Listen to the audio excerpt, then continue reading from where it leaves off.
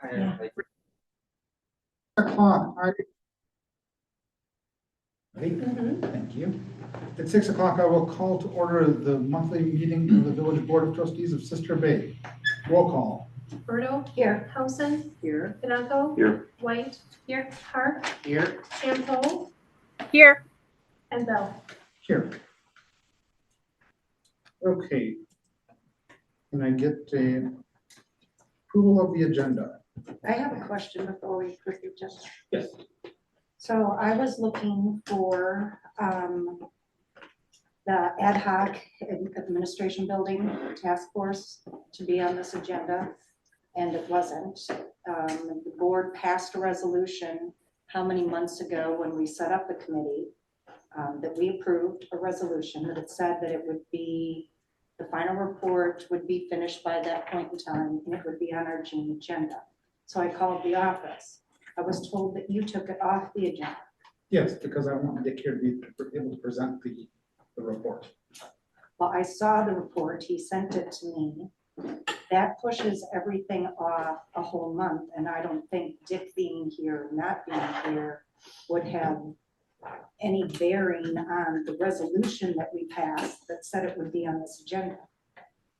And then I was following up on that same vein of conversation, and that Julie was instructed at our last meeting to get, to talk to the DNR about the parking lot on Mill Road, and the possible lawsuit from the DNR, and that was removed also.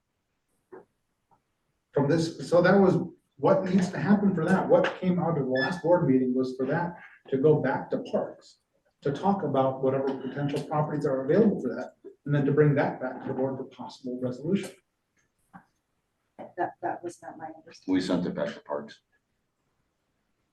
Okay. or we sent it to Parks. I have a big problem with the report from Dick and his committee not being on this agenda when we passed a resolution that said June, for the record. Okay.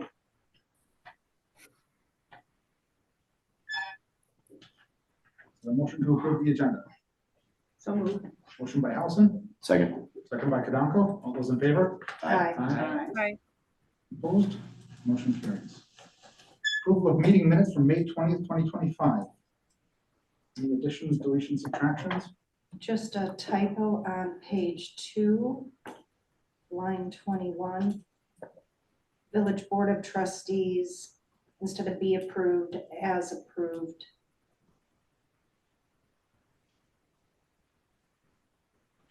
Okay. And also on line, or page 3, line 45, Berto stated she felt offended. I'd like that changed to I was offended. And if it's okay, on page 4, with the paragraph starting on line 10 through 15, we had quite a long conversation, and if the board agrees, I would like it added that it was also stated that it is not the job of the finance director to train the members.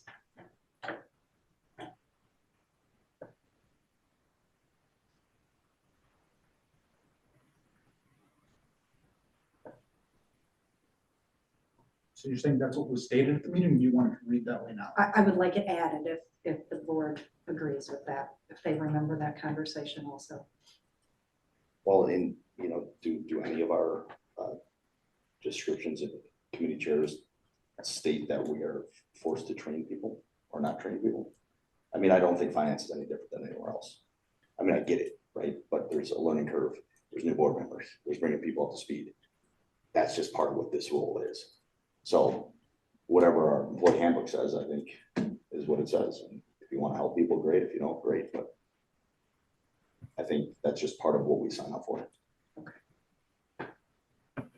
I personally don't think it's something we should add to the minutes. We could certainly add to the minutes for the next meeting that it was discussed this meeting, but I don't think that's a after the fact addition. All right. Okay, is there a motion to approve the minutes as amended?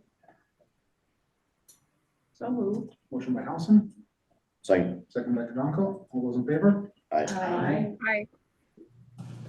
Opposed, motion carries. Okay, comments, correspondence, and concerns from the public. Limit of 3 non-transferable minutes per person. Is there anybody out there that would like to speak? I would like to speak. Yes, sir. My name is Jerry Phelps. I'm the general manager at the Yacht Club at Sister Bay. I'm speaking about the Luna View extension of time. The Yacht Club officially is not opposed to this extension. What we would like is some consideration of the time that heavy equipment is used on the site. We've had several disruptions because of the construction there. Just this morning, I had people staying in a very expensive condo complain that at 7 a.m. they were woken up by large equipment. They're paying $600+ a night for a vacation. They don't want to be woken up at 7. I think anyone could understand that. So although we're not opposed to the extension and we want it to be done properly, we're wondering if it's possible to ask the builder to schedule large equipment, heavy equipment, loud equipment to be used at no earlier than 9 a.m. And he has expressed that he wants to be a good neighbor. This is a good time to start. That's all I have to say. Thank you. Is there anyone else that would like to speak?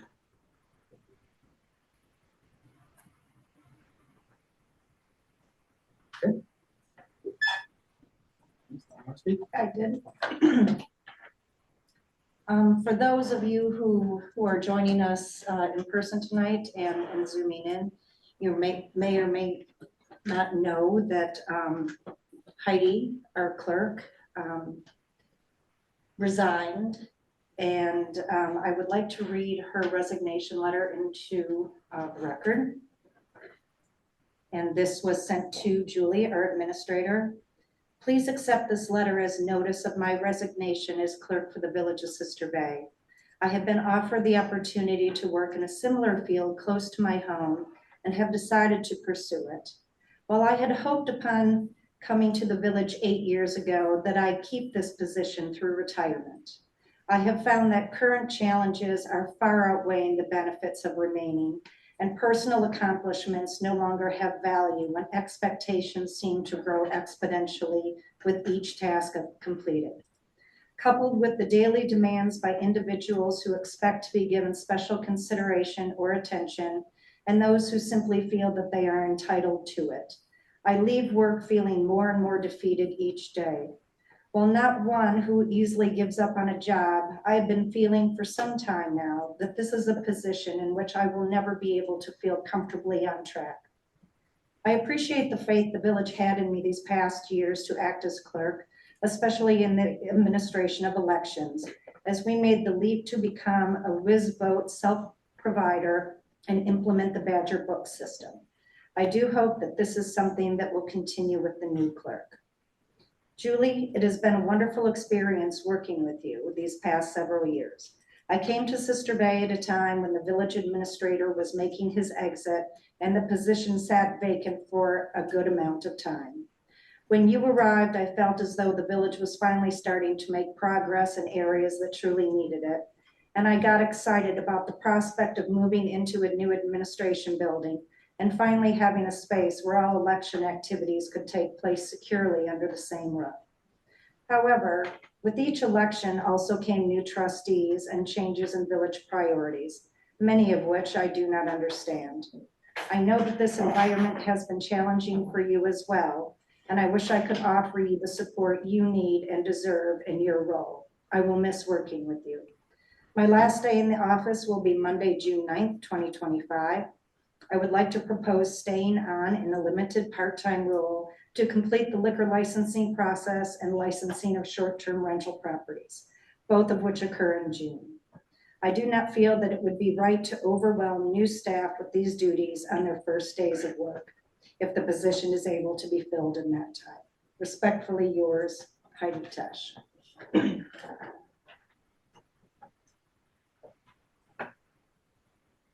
Dear Heidi, I would personally like to thank you for your 8 years of service and dedication to Sister Bay. I remember the first day we met when you had your interview with Tasha, and I sat quietly in the corner. The office was not fully staffed as you started working without an administrator to guide you, but I have watched you grow into an indispensable employee.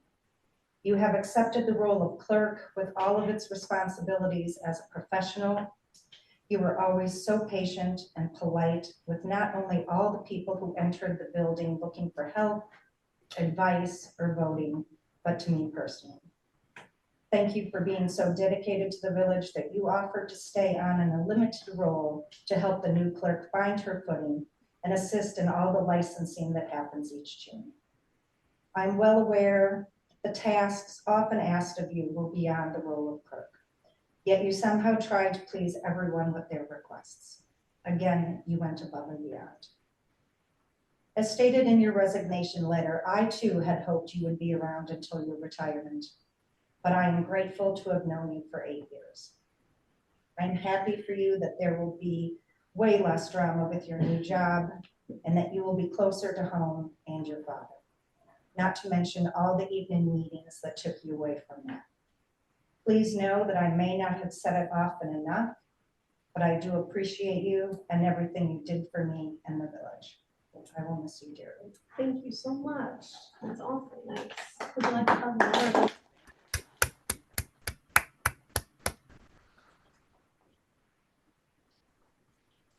Mr. Chair, I had one other thing. I think Lily Orozco sent a letter in, and unfortunately, it couldn't be included in the packet. My fellow trustees and yourself received it. So I'm wondering if it didn't make it into the packet for this month, if it might go into the July. Sure, make sure that corresponds next to the July. Okay, thank you.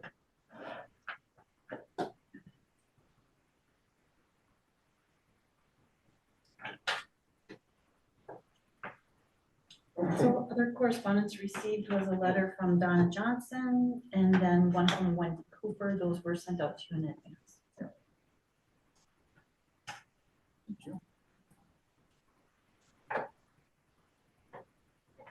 Okay, recognition of Tom Sadler for years of service. Step forward.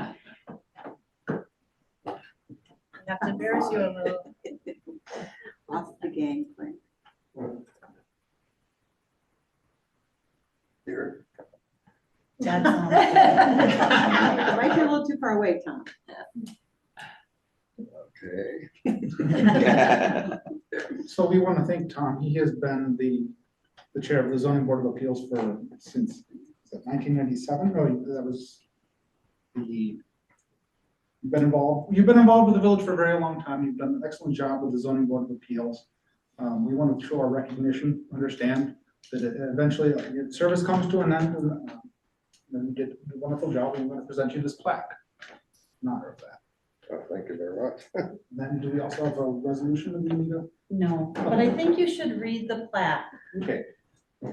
Tom Sadler, a special exception to the rule, a variance from the ordinary, in recognition and gratitude for your decades of service to the village of Sister Bay.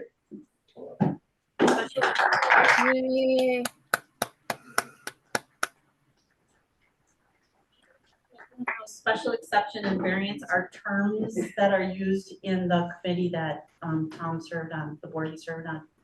So, do you have a few words, Tom? Yeah, I can't show this to my wife. That's for sure. But I didn't do it alone. I had good people all on each and every endeavor I ever had. It's a team. And I thought we had a lot of success. And I look at the success of the trustees that have, in my time, that the work that's been done and the accomplishments that have been made that people really don't focus on very often, and how tough it is to do this job and what it takes for each and every one of you to prepare yourselves and the issues that you have. I have the only link I have on that's a direct link is the lady right over there. And her body of knowledge has continued to grow since we served together back in the early 2000s. So I hope that she stays because it's a valuable resource I feel very comfortable with as a citizen. Thank you all for this. So Tom, 31 years? How many years have you been serving the village? I know you were more than just in your entire Yeah, past. it's, I think it started in 1999. This is my anniversary with the Historical Society too. I started, well, then I started with them earlier, 95. Well, I know when I came to the village, I was very happy to work with you because you knew what you were doing. You know, you knew how to run a meeting, you did a good job, people respected you, and you have great leadership. And the board respected you, you know, the zoning board, this board too. So I do thank you guys myself. Yes, I appreciate that. That's been a good story. And it's been a good experience. Thank you again. Thank you. Sure. Tom? You don't think you could get away that quick, do you? Dear Tom, Uh-huh. I would like to say a few words about my friend Tom Sadler. We met decades ago through a mutual friend, Marilyn Jensen, who was a village trustee with me at the time. I was so impressed with him that as village president in 1997, I appointed him to the Planning Commission.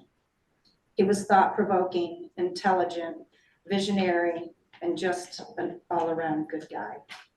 He served on the Plan Commission for many years, and when he decided not to be reappointed to that role, he became the chairman of the Zoning Board of Appeals.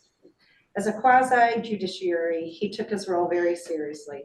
His research was impeccable, and his oversight on that committee was proficient.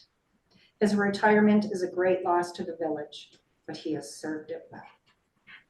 Tom also served on the Sister Bay Historical Society's board and was a faithful volunteer with his talents. I feel very grateful to have had our paths cross and become friends. Sometimes our lives become so hectic with responsibilities that we forget to say thank you in that moment. I am saying thank you now, even if it is late. Thank you, Tom, for all that you have given of yourself for the greater good of Sister Bay. Thank you.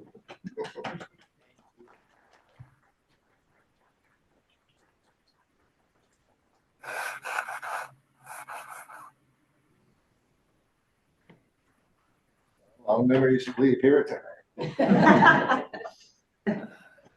Look. Okay, item 7, presentation of the 2024 audit. Glenn, we have somebody on for that. Amber, do you want to unmute yourself? There you go. Yeah, let me see if I can get my camera. There we go. Can everybody hear me okay? Yes. Perfect. I'm going to share my screen, so bear with me here. I just have a PowerPoint that I'll share, and then I will send the PowerPoint over to Vlad that he can share with all of you as well. That kind of summarizes. So let me give this a shot. Let me know if you see the PowerPoint itself. We do, we're gonna dim the light so it shows up a little brighter. There we go. Okay. And you see the big PowerPoint, right? Not my note slide? Excellent. Then I also have Elizabeth McMasters on the call, so we're just gonna introduce ourselves and then get into the details. So I know that there's some new faces and some familiar faces. So again, my name is Amber Jariski. I'm a principal with Clifton Larson Allen, or CLA, out of our Green Bay office. I have over 15 years of pure government experience. I do audits, comps, reviews, consulting, all kinds of government type items. In my free time, I like golfing, boating, and I coach youth basketball for a majority of the year. So just some fun facts outside of work. So I'll have Elizabeth introduce herself as well.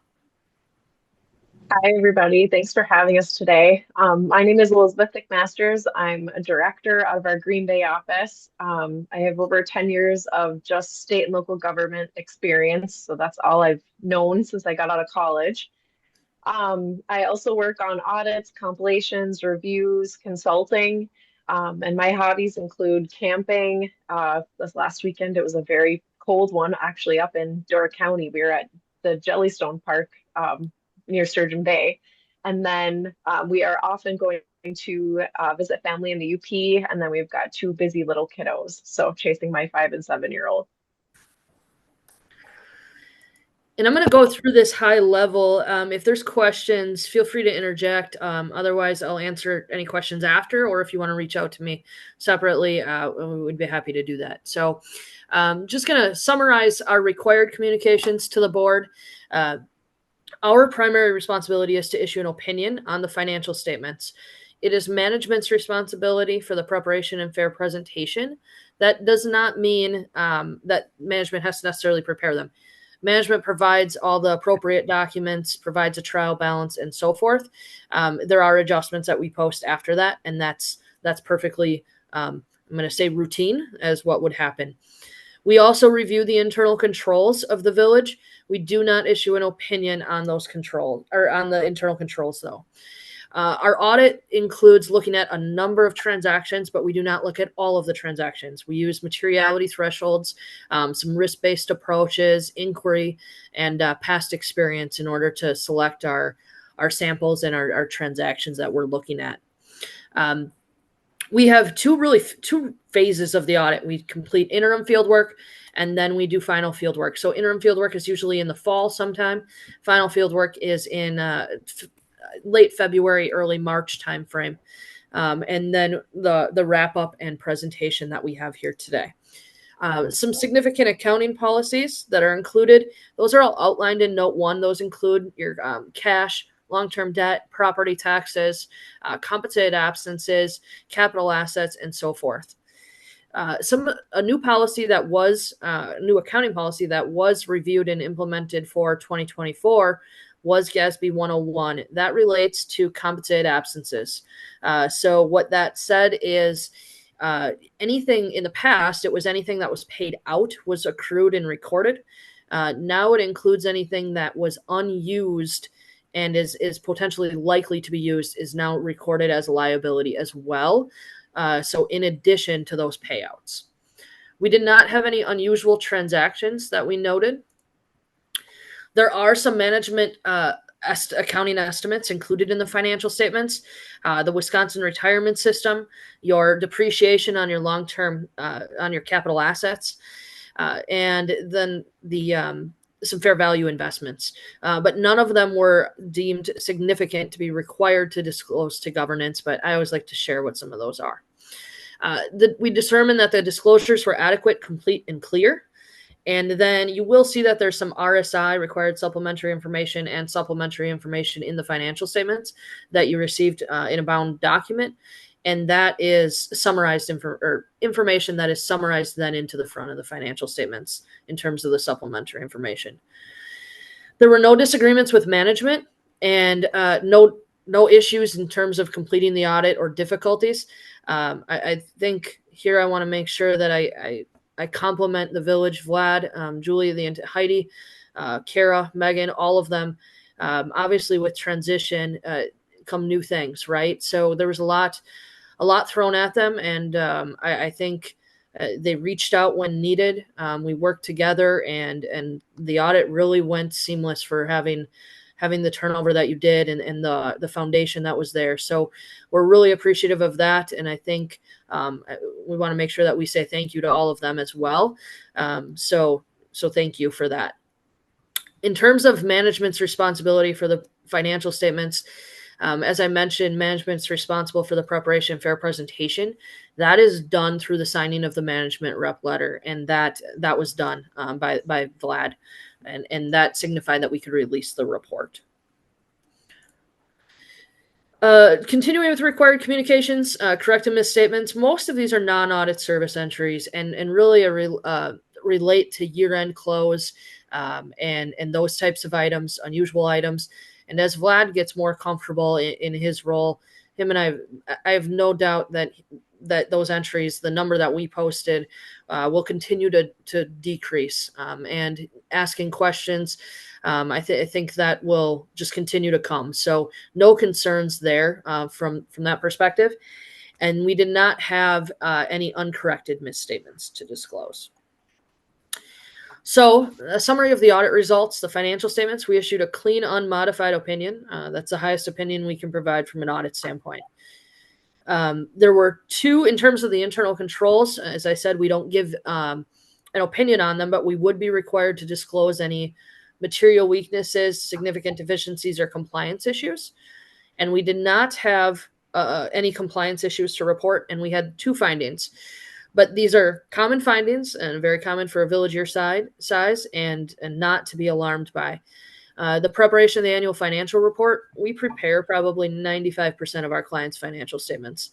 That is done as a convenience, and with the number of disclosures and complexity of those disclosures, it is difficult without a CPA on staff to have those prepared. So that is a common finding that you will see.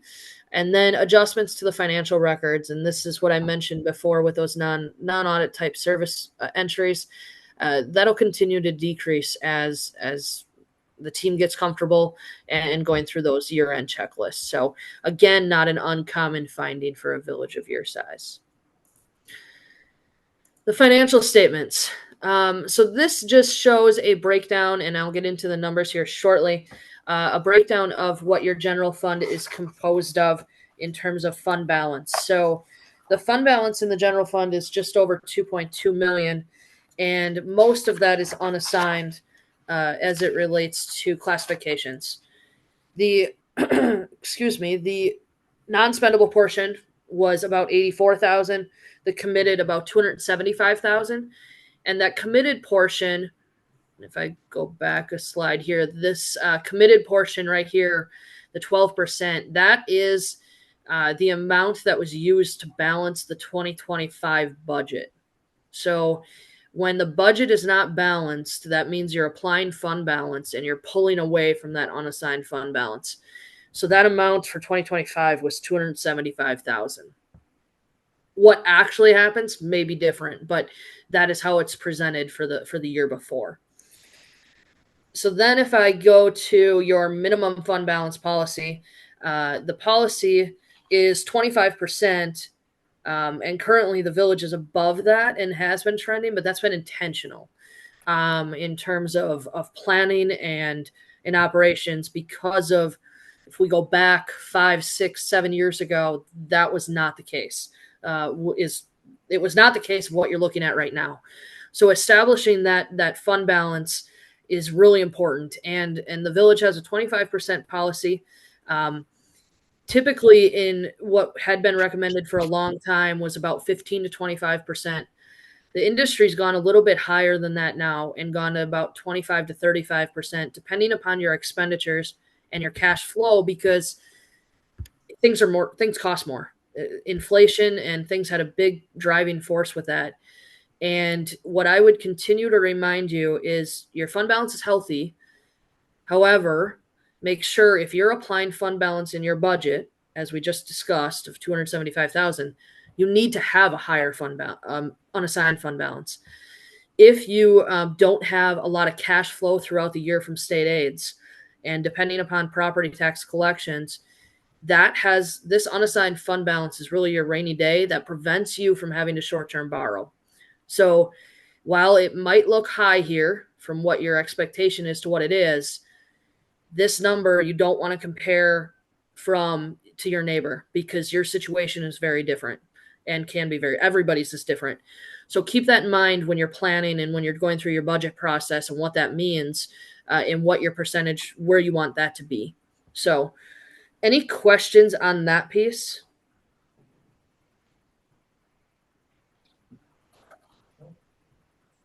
Hearing none, I'm going to jump to the general fund budget to actual. And as I mentioned, the budget, the assigned fund balance of the 275,000, you can see here in 2024, there was assigned fund balance, which was used to balance a budget of 172,000, and the actual came out a little higher.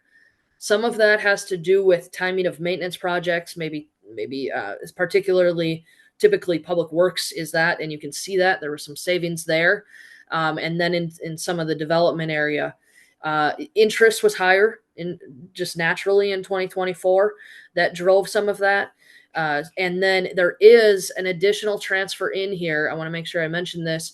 There is an additional transfer in here from the TID for a payback of some funds that were advanced at the beginning of TID 1. TID 1 had some additional cash, and that was the discussion to slowly pay that back. So about 150,000 of that came back into the general fund for 2024. Yep. Could you tell us what page in the report you're looking at? 15. 15? No, I don't think that matches all. That's right. Yeah, that is, yes, it is page 15, and it's just a snip on the PowerPoint. So the 521,000 is just, I want to make sure I mention that it includes that as well. So that I mentioned that transfer from the TID. Just some budget highlights. Again, that was kind of noted on that previous slide. Interest exceeding budget, number of expenses under budget. Some of that is savings in vacancies for certain positions. That's generally where you'll see most of the savings and or maintenance maybe not happening as planned or projects, but those are kind of the highlights for the general fund for 2024.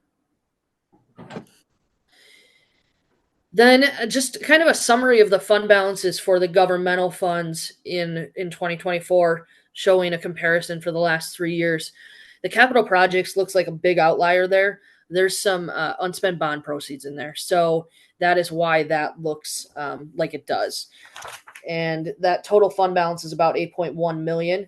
There was about 7.3 borrowed in 24 and expenses of only 2.7 million. Debt service has about 3.6 million. That is a timing of also bond proceeds of when the refunding occurred, because it was paid off in January of 2025. So that is all restricted for that payment and has since been paid.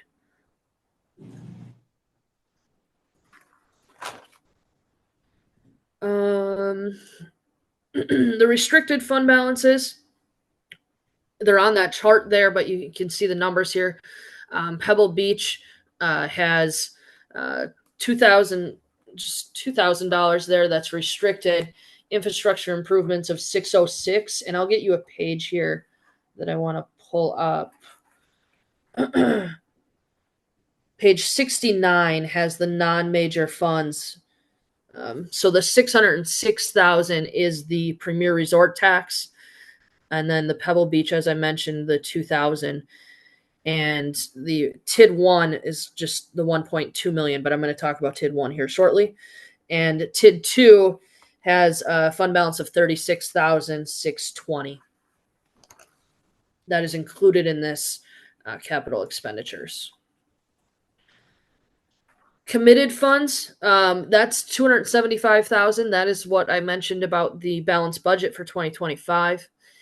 The ice rink, about 45,000, and then the capital expenditures, the 8.1, that includes the unspent bond proceeds that are assigned to certain projects for 2025, 26, and so forth. TID 1, this is a summary of all of the expenditures over the life of TID 1. So over the entirety of the life, it has accumulated about 15.8 million in project costs. And pardon? Page are you on? This one is not in the report. So this one is only on the PowerPoint. Okay. So over the life of TID 1, about 15.7 million in total expenditures, compared to total revenues of about 8 million. So that comes to unreimbursed project costs of 7.7 million. That 7.7 million is made up of, there's still long-term debt to be paid off on that, 2.1. And that is built into the plan that the village has been working with Baird on to get paid off before the end of the life of the TID. And then there are a number of funds that have advanced money to the TID, to TID 1 for those project costs, with most of it being debt service, 3.5 million, or just shy of 3.5 million. The utilities, 1.6 million, and capital projects has just over 1.2 million. As I mentioned, 150,000 went back in 24 to the general fund. And as TID 1 continues to add value and increment, the village has opportunity to slowly pay some of these funds back. And Vlad has been working with Adam on the projections for the TID and what that looks like for the next 4 years. So that'll be a very important to get that 7.7 million that is unreimbursed right now as low as possible, because what that means is those other funds will not see the payback that they had fronted to tax incremental district number 1. Any questions on that? I just want to add that the reimbursement of the TID to all of the funds will be covered next week in joint review board or joint board of review. So Thanks, Brad. Excellent. Tax incremental district number 2 has far less activity. Obviously, it's much newer. So over the life of TID 2, there is about 160,000 in total expenditures, as opposed to revenues of 197,000. So there's actually reimbursed project costs here of 36,000 as at December 31st. This next slide just showing the total outstanding debt of the village. In the governmental activities, the total general obligation debt is about 16.9 million, and in the utilities is about 4.3 million. But where I want to really focus is, I'm going to skip a couple slides here, is the debt margin of the village. So if I go back 7 years into where we were, the village was probably about $1 million and a half from their debt limit. And now if you look here, your total debt limit is 44.5 million, and your total outstanding general obligation debt is 18.2 million, leaving a margin of 26.2 million remaining. Where the village has come has been, it's come a long way. And what this does is it allows you flexibility. What that fund balance does that we talked about before, it allows you flexibility to be able to do carry out some of those one-time projects a little bit more freely than what maybe the situation was a number of years ago, and being able to absorb maybe not being able to have the TID pay all of the reimbursed project costs back. So this to me is a big piece, along with that unassigned fund balance. And the hope, and I think Vlad mentioned that the joint review board is going to hear the TID projections, and what you kind of look at from there is, our hope is it's going to be close to that TID paying back as much as possible, which again allows some more flexibility for the village going forward for one-time projects. That fund balance that I mentioned earlier, really what that's for is you want to be able to use that for one-time projects, not reoccurring costs. Because if you continue to eat into that, that puts you in a bind to be forced to borrow. That puts a pinch on this legal debt margin as well. So they're all connected. It all comes together. But again, I think this says a lot about the village and really in some good financial health. So, any questions or anything to add on this?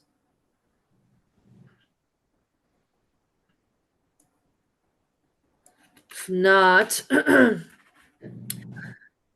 just some additional revenue bonds, and this will all be summarized so Vlad can share this. But most of this is all the sewer system bonds that were taken out a couple years ago. There's just over $3 million remaining on that. That'll be paid through 2041. And remember, that's a 40-year bond that's been amortized over 20 years to pay it off sooner. So that'll be good.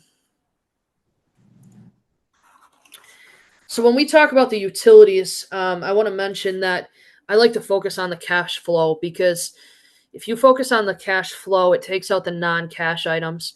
So how are your rates to where they need to be? Are they covering your principal and interest on debt? Are they covering your capital assets and so forth? So the water department had a surplus of cash of $270,000. But if you look here, the water really didn't do any capital. There was only $33,000 worth of capital. Most of that was meter replacements, and that's fairly routine. So nothing significant. So you would expect that there's a surplus of cash there. Continue to evaluate that depending upon what your capital plan is, or what your capital needs are over the next 3-5 years, and kind of plan ahead for when you think those big project costs are going to occur. Wastewater had a surplus of about $236,000. Again, there were some impact fee collections and some grants, but the capital was about $240,000. Wastewater, a surplus of about $168,000, and marina deficit about $29,000 for 2024.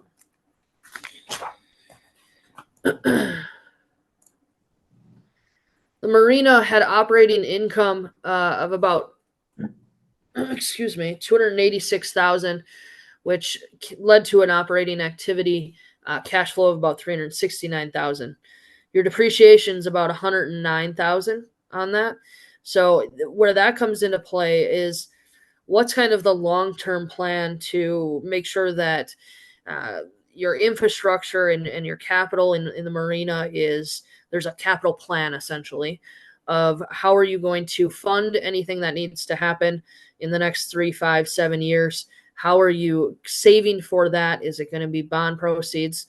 And then what's the method to pay that back? Where are the rates for the marina at, etc. So that's where that becomes important. Change in net position, $270,000, and then there is the tax equivalent transfer that goes into the general fund of $46,000. There is the advance with the TID that will be paid back before the end of the life of the TID, and about $2.7 million in total net position. There's not really a sweet spot number for when it comes to enterprise funds in terms of unrestricted net position, I'll say, but really looking at what your operating costs are is a good start. How many months do you feel that you need to have on hand? And that would relate to the unrestricted net position portion. So the $978,000.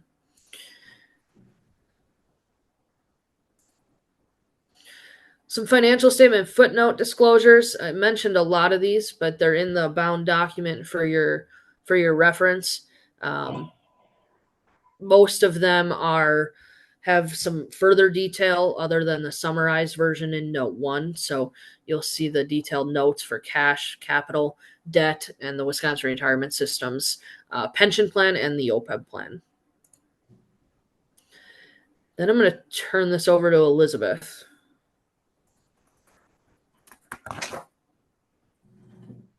If I can get the unmute button right.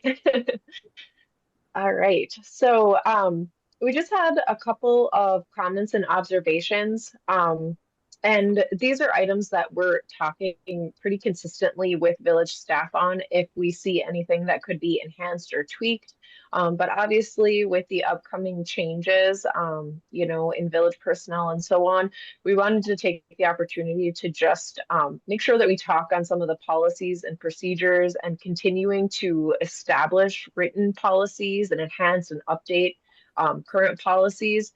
just because technology is changing, personnel changes are happening. Sometimes it's not always an opportune time to be enhancing those or updating those, while you're going through transitions. But always keeping a list of, what might need to change so that when you're going through transitions like this anytime in the future, there is written documentation for how to go through, and hopefully it'll lessen that burden then at future points for the village. If you want to do the next couple of slides here. And then we just wanted to talk on the upcoming GASB standard. As Amber mentioned, GASB 101 was the one that we had to implement for 2024.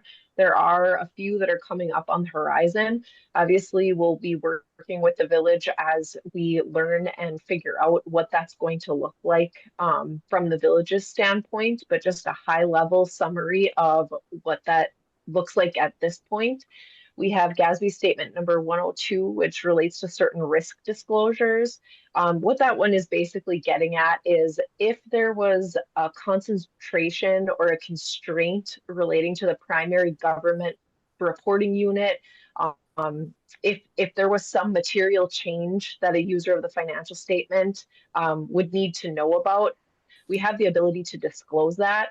I don't think that this one will be have too many impacts to a village of this size, but where it could come into play is if you had like a utility customer that was, over 50% of the village's revenue or over 75%, we do have the ability then to disclose that and how that impact may play into the village's operations. Then moving into GASB 103, this one could have a little bit more of an impact with the financial reporting. They're actually doing some improvements to the model. An MD&A, or the management's discussion analysis, that's actually going to be limited relating to topics in 5 sections and making sure that they're avoiding duplication. Some unusual or infrequent items, the display, the inflows and outflows separately as the last presented flows of resources prior to the net change in resource flows. So those are all items that how those are presented in the financial statements we'll take care of as we prepare the village's financial statements. So we'll work through that. They're also going to be focusing on breaking down and differentiating between the operating and non-operating revenues and expenses, and then budgetary comparison information that's currently shown in the front, and it's going to be moving to the required supplementary information. So just some shifts in that information, and like I said, we'll work through that with the village. You want to go to the next one? Okay, GASB statement 104. This one isn't for another couple of years, but there will be the ability to disclose certain capital assets.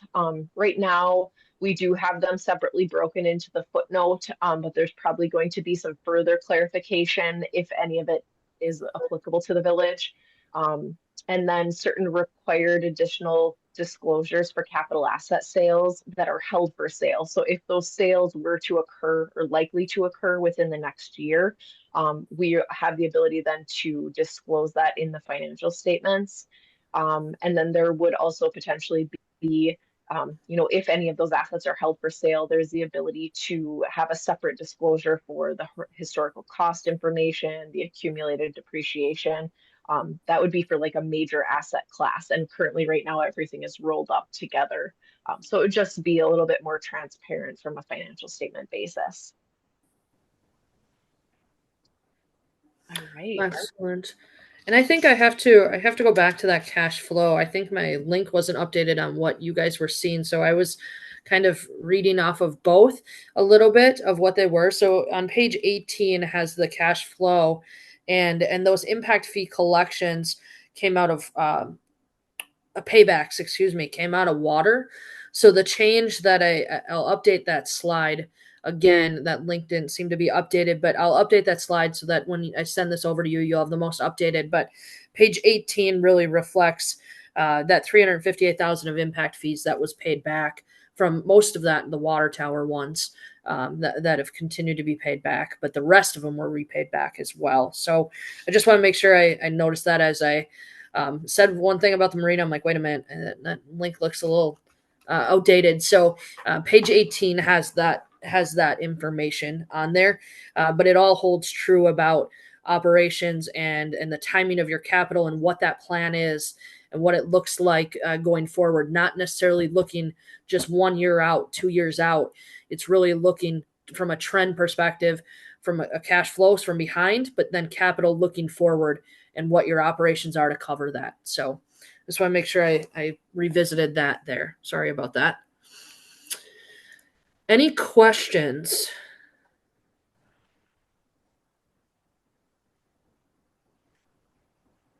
Any question? Yeah, I do, about the cash flow of the water. It shows the marina is paying $916,000 and all of our customers are paying $550. Explain that to me.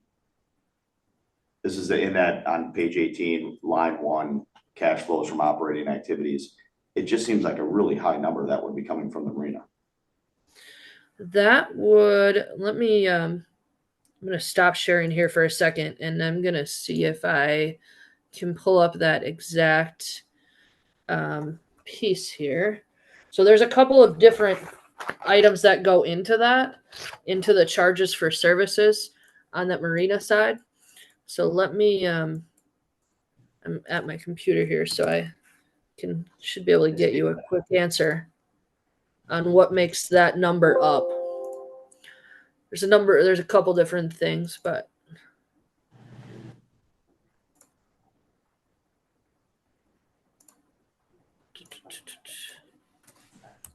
We'll see whose computer will be faster. I'm trying to get the links to load. The marina has 916,000 in income from slip fees and stuff. I think that's what that. yes. Oh, it's an. There's the seasonal slip fees and then the daily docking. So the seasonal slip fees are about 441. The daily is about 322, and then there's launch fees of 16,000, and then you have commercial docking of 143,000. So there's all of those combined are into that 916,000.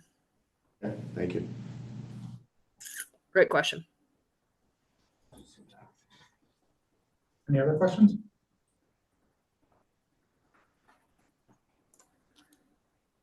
Okay.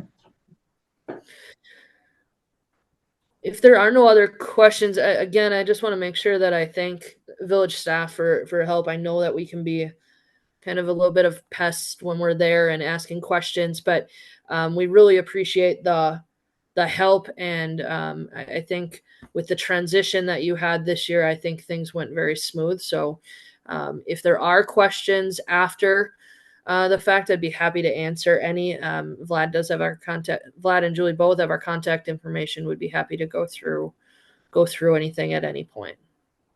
That's a quick question. Ms. Bridget? Did she already sign on? Oh, no, there's Nope. This is awesome information, this whole booklet, and you guys did a great job. I don't know if there's any, I've not been here in previous years. Is there any way to get this ahead of time, ahead of the meeting, so that we can go through it before the presentation? I think I emailed all of you. This booklet? Yeah, it came yesterday. I think we just got it Oh, yesterday. Yeah, just this was yesterday? a- I mean, maybe like a week in advance if possible Right. next time, so we We got it Friday, Friday, yeah. right? Oh, did we? Yeah, I mean, like, we'd like to get a little ahead of that, but. Yeah. Just a lot to absorb for people. Yeah. that- Amber sent me like 9 o'clock, and Yeah. I emailed you like 9:15. Oh, okay, Okay, okay. so Amber, if we could get it like the Monday before the meeting and then you can imagine, I mean, I think for you, it's probably maybe not routine, but easy to read and easy to go through, but for us, it may not, since it's not an everyday thing, as easy for us to absorb. Yeah, sometimes, and we absolutely, once we know the meeting date, we can kind of back into that. So generally, sometimes it's an issue of just getting the rep letter back before we can release the final report. So we'll keep that, and there's a number of different pieces. But yeah, absolutely, let us know your meeting date and when we do that. So and then we can make sure that you get that ahead of time. And that's a great question, and to review it. And when you do get a chance to review it, if there's questions after, feel free to absolutely reach out. Phone, email, whatever works. We're happy to go through any of those questions. Thanks, Amber. Yeah. Excellent. Thank you. Have a good rest of your evening. Thank you. No, it's. Thank you. Good evening. Okay, on to 8A, ordinance 2025-009, map amendment, Old Wilkie property, I-1, R4, and P1. Judy? Okay, so the staff report is in the file. Basically what the plan commission is recommending is that the property be rezoned to be consistent with the land use plan that we recently adopted. And that the area that cannot be served by sewer and water would remain into a park and rec district, since it can't be developed with housing. And that portion that could be served with sewer and water be rezoned to R4. To make it go along with our comprehensive plan that we just approved 2 months ago. Okay. So moved. Motion by Berto, Second. second by Harf. Those in favor? Aye. Aye. Opposed? Motion carries. Okay, and then 2025-010, map amendment for the Lagerquist property, I-1 and P1. So this is, again, we, as you know, recently adopted the comprehensive land use plan. This rezoning would, this map amendment would make it consistent with the comprehensive land use plan. One thing I should have mentioned on the other one and this one, you've read it in the staff report, but just for the public, when you annex property, you have to assign a temporary zoning designation to it. And you only have so much time to assign a permanent designation, so you have to assign something. And when you adopt a comprehensive land use plan, which the state requires, you do have to make your zoning decisions consistent with that plan. This would satisfy that requirement. Question, why would half of it be institutional? And I know it can change later, but it just seems that's impossible. Right, what other, or give me the backstory on why half of this would be, because that's 40 acres I'm looking at, so 20 acres of institutional. Well, when we had talked about it at Plan Commission, and if I forget anything happened, Julie, is that we didn't think that we needed all of that as institutional, that we wanted to kind of keep the historical corner of the old farm and keep the buildings and repurpose them and utilize them, with the administration building then going next to that, and the area that we would need for that, which you would want frontage for and be, closer to the road. And then in the future, having a place for a fire station if and when we would need it, that we just didn't feel that we would need all of that, and it would give us space to do something else that wasn't considered institutional. There was, I think, even conversation when we first purchased the property that we probably didn't need all of it, and there was a possibility that we could maybe sell some of it off, that we could have a place for more housing. So we didn't have feel- to pick something, but it doesn't really matter. Is that what I'm getting out of this? Well, Because- it has to follow the comp plan that we adopted. So did the comp plan, and this has obviously happened shortly before I came around, we're talking a 20-acre park too? Like, was that what was decided in the comp plan? We'll have a 20-acre park and a 20-acre institutional, like, was that what? Right, so the comp plan, yes and no. So the comp plan showed 20 acres would be institutional, 20 would be park. But you have to understand that park allows many, many uses, and it's kind of like a set aside, right? You can just put it in parkland to preserve it, start planting trees on it for whatever use may come down the road. Same thing like Denise said with institutional, it was like planning for the future. You needed to set aside institutional land for potential future uses. A This couple- can change over time, you know, if we find that, hey, maybe that should be housing, or maybe that parkland should be housing or something. That can change, we would just have to go back and amend the comp plan and then follow the exact same process we did right now, which is to amend the map.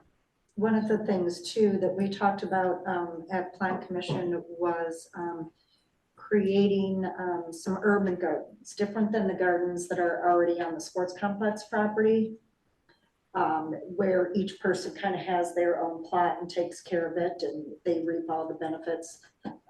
The parks, we talked about that, and where anybody could come and volunteer and take and whatever, having it be much more open. And at parks, we also talked about that with the facilities plan that was done a couple of years ago, and some of the requests from the dog park people is that we have a small dog park and a large for the size of the animals. But that would take some time because as we know, that property doesn't have a lot of trees on it. And so that would be in the future. We could start planting some trees for some shade. That would utilize some of that parkland, probably right on a budding ZZ.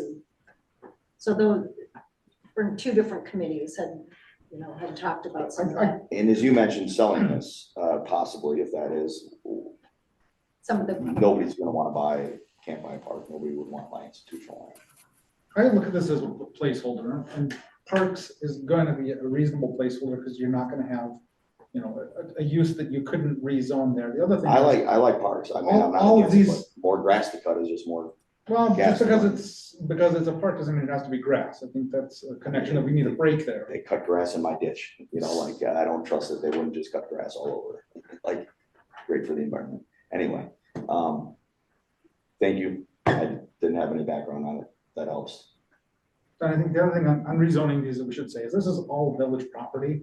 So it doesn't have the immediate impact that it could have if it was a private property. If it's private property, somebody is going to be able to do those uses immediately, as soon as the zoning goes through. So it's not like we're making this change and then something is immediately gonna happen. No, I understand, I just want to understand thought process, because it just, when I see a box it's cut in half and one of it park and one of it institutional, it doesn't seem, I look at this. like for 40 acres, that seems like, oh, This is a lot more placeholder zoning than it would be typically, like I say, because the village is the owner of the property. That's how I view it. We don't know. and that's kind of what plan collectively thought, bringing it I out. think there's some other ideas on it, but I think the end result is that it still ends up being part parks and part I-1. we are not going to go out there and plant 20 acres of grass seed. It's just gonna Well, there's stay already grass. the way that it Some is. trees. Hopefully plant some trees Yeah, that'd be to great. work towards the dog park goal. Okay, but you don't know why it's 24 feet Bridget? B2.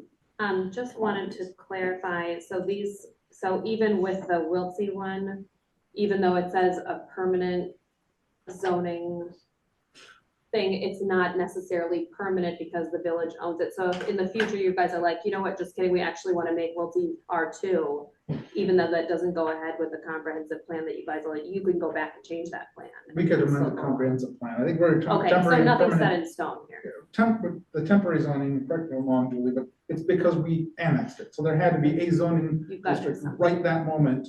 And now this is a permanent, but it's no more permanent than any other zone.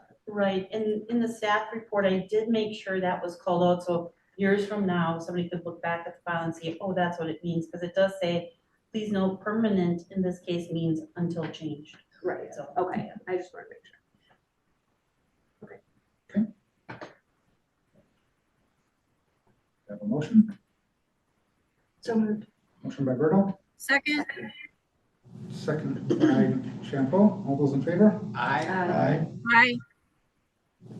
Opposed, motion carries. Okay. 8C, ordinance 2025-011, text amendment R4 dimensional standards. So, years ago, we created an R4 zoning district, and we anticipated that a Wiltsey site, Wiltsey property would be zoned R4, which now it will be, of course.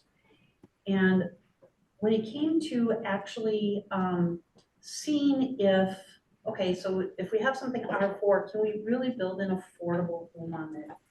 And what we found was, no, you could not. So we have to revise the rules. So what the housing committee had done and then recommended to the planning commission, recommends to the board, is we actually had a builder who worked with us on some tiny home designs, or I should say small, not tiny, but small home designs.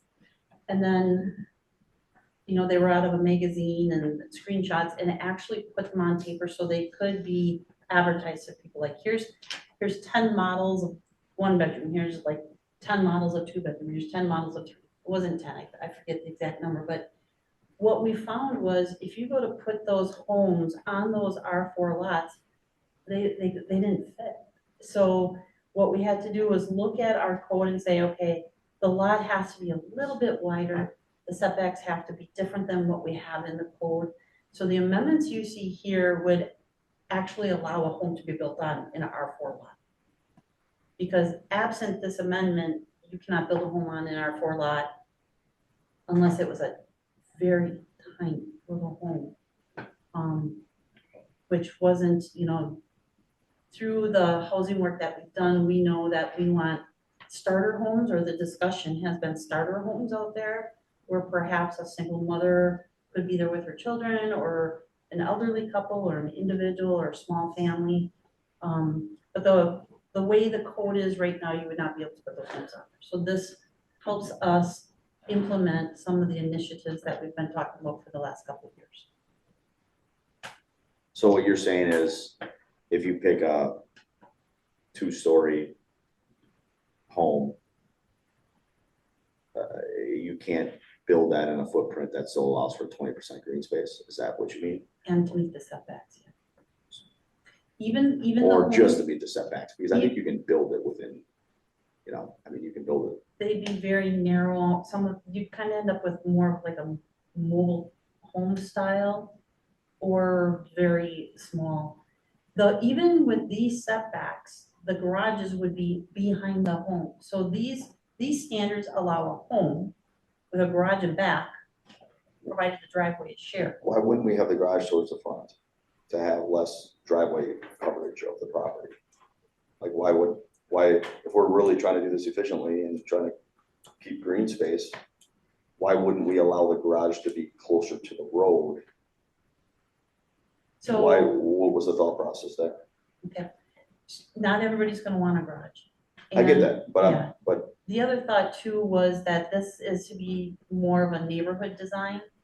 The board has reviewed, and the housing committee has reviewed plans where the trend is to recreate old neighborhoods where homes are closer to the road, so somebody going by on a sidewalk, hi Susie, you know, try and reestablish community. yeah, I like that look personally better, And when but you it have doesn't a- mean it's more affordable or practical for development. Generally is more affordable and less, You mean having a garage behind the house versus, just not having a garage, I would say. well, I get that, you don't like cars, but I like garages. Like, I'm just trying to understand the cost effectiveness, because if I gotta run my driveway 20 feet versus 40 feet, that's more expensive. And you're preaching affordable here, so that's inconsistent. So the way our code is written right now, if you had the garage in front, it makes that part of the home that you see very small, very narrow. So that would not allow for a home to be built per code right So now. our code has some challenges. But to change that affects all zoning districts. Well, We you can also have know- different zoning in different areas, you just You, did it in you the can, B2. you can put a garage in, if you can, There's if you nothing want you a can't garage, do, if you want a garage in front, you can do that, Chad, I'm just saying, that's allowed in this district. yes, it is. Okay, However, Well, as how long was as it meets proposed? all, as long as it meets all the code requirements, right? The way the code was written before, you know, if you had, let's say you had a 45-foot wide lot, and your setbacks were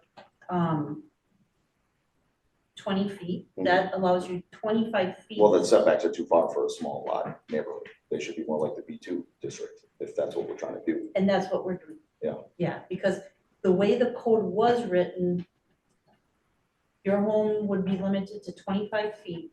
Now that's including your eaves, the way it was written. Let's say you have 1-foot eaves, you now have a 23-foot wide home.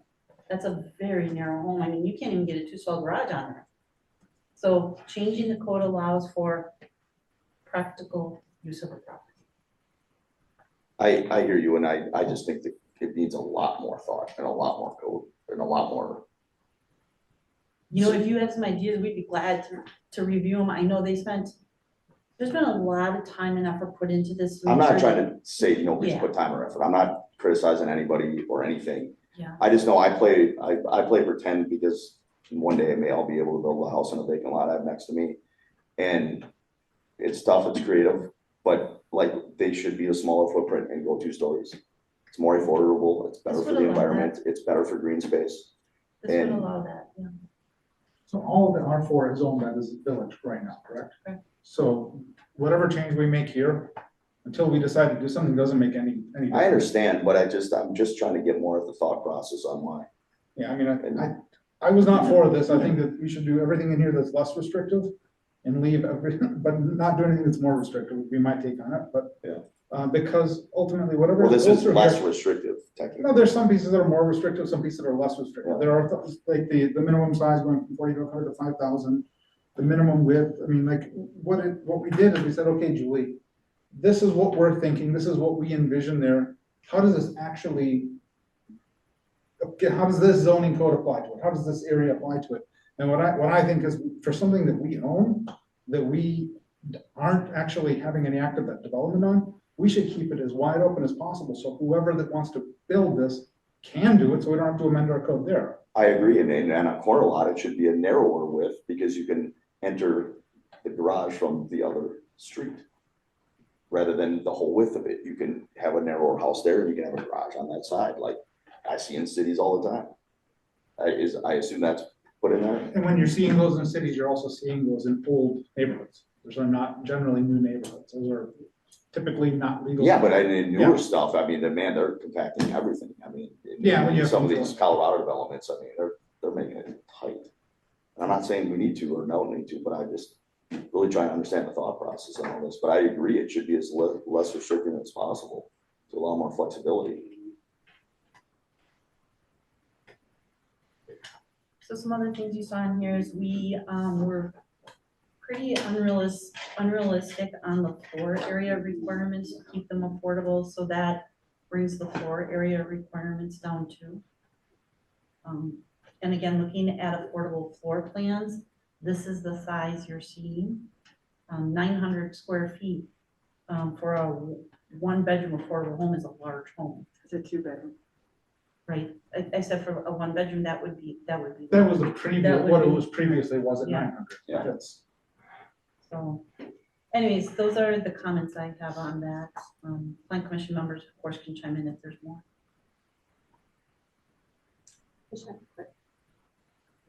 I actually like the wider lots. I think that's a good idea, and the smaller minimum square feet. I think it's a good idea. The only thing, I listened to the planning commission meeting, and it was brought up that the accessory structure on a side yard should be, instead of 5 feet, have it 8 feet for safety reasons for firefighters and equipment to get in between buildings. So if one house is 8 feet from the property line, and you've got a possible detached garage or large shed that's over 120 square feet, that's only 5 feet. That 13, if that accessory structure is engulfed in flames, it's more likely to light the house next to it on fire. I think you should meet that minimum. He said the firefighting recommendation of 16 feet between large structures. And I don't think you should wait and do it later, because if you pass this and you get a builder that comes in and gives you a bunch of mock-ups and then you're like, wait, just kidding. I know it says 5 feet, but we really want it to be a little bit wider, then they have to go back and redraw everything. It's a pain in the butt. I just think you should make it 8 feet from the. Same as Side the yard. home, same as the principal. But think about having an attached garage, right? It's one structure, a truck can't get through that. But it wouldn't be as close. I know, but I'm saying the That would be smaller, part of the principal the structure. smaller space allows more flexibility to build on that lot.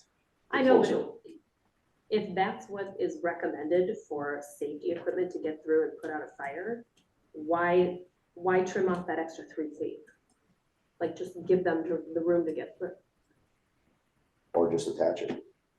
Like But, every other. but we're not saying nowhere does it say you can't have a detached garage. And then that detached garage could be only 5 feet away from the property line. I just think, don't leave it up for grabs. Just say any large structure needs to be 8 feet from the property line, including large accessory structures. And that way it's not too close to the house next to it. That's just my thoughts.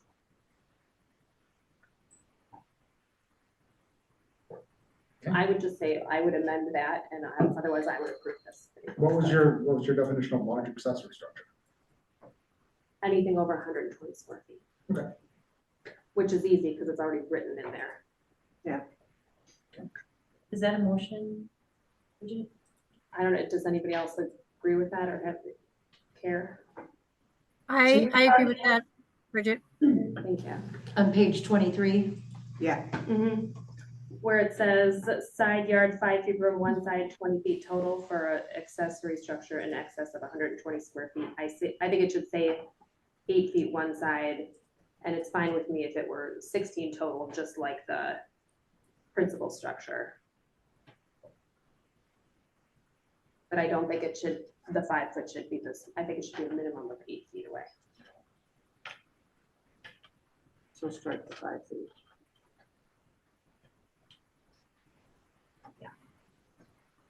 Otherwise, I think it was.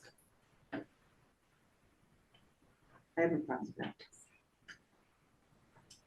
So that was a motion, Bridget? Yeah, I would make a motion to change it from a 5 foot minimum for accessory structures over 120 square feet to an 8 foot minimum. Okay, that's a motion. Is there a second? I second that motion. Patrice, second by Champeau. All those in favor? Aye. Opposed? Nay? Motion carries. Okay. 8D, Resolution 2025-017, adopting the ECMAR. So I believe Megan is on the line to just give a brief summary on the staff report for that. So every year, the wastewater treatment plant and the collection system have to submit the CMAR to the DNR of Wisconsin, and that is the Compliance Maintenance Annual Report. So it basically just goes over funding, collection system maintenance, wastewater treatment plant system maintenance. Basically, it grades how we're doing with our treatment and our maintenance and our financials. So this year was a little different because there actually was an interesting event that we've never had before. So septic maintenance was a private hauler that had a spill that was at the wastewater treatment plant when they were unloading a tank into our pretreatment system. So that has to get filed under our system's record basically as an overflow, even though it was a private hauler. So that's why there's that additional, we are required to comment on the collection system grade due to that one overflow. So I recommended, and I wrote it on the amendment or the adoption to the comment that I would recommend the board states is that we will continue the standards and requirements set forth in the capacity management operations and maintenance program for the Village's Sister-based sanitary sewer collection system. So if anybody has any questions, the wastewater treatment plant did really good in its operations. So yeah, that is all I have. Great job, Megan. Yeah, good job. Yeah, nice job. man. Any questions for Megan? No, so moved. Thank The motion by Halson, Second. second by Kadanko. All those in favor? Aye. Aye. Opposed? Motion carries. Thank you, Megan. Thank Great you. work. Okay, 8E, Resolution 2025-018, concession standards. So we put the concession stand addition out for bid, and all of the bids received exceeded our budget on it. By law, we have to take the lowest bid unless there is some material reason not to accept that bid. And the only way to get around that state law is to, if the board, the governing board passes a resolution by a 2/3 vote to reject it. And then we would have the ability to basically have staff find a builder and find somebody that can work within our budget. Absent that resolution by the board, we are required to take that low bid. Our budget is 75,000, so we would need to come up with about another $120,000. Questions, discussion? Just a quick question on, what was the intent? Is it because our current ones aren't handicap accessible? We don't have any there.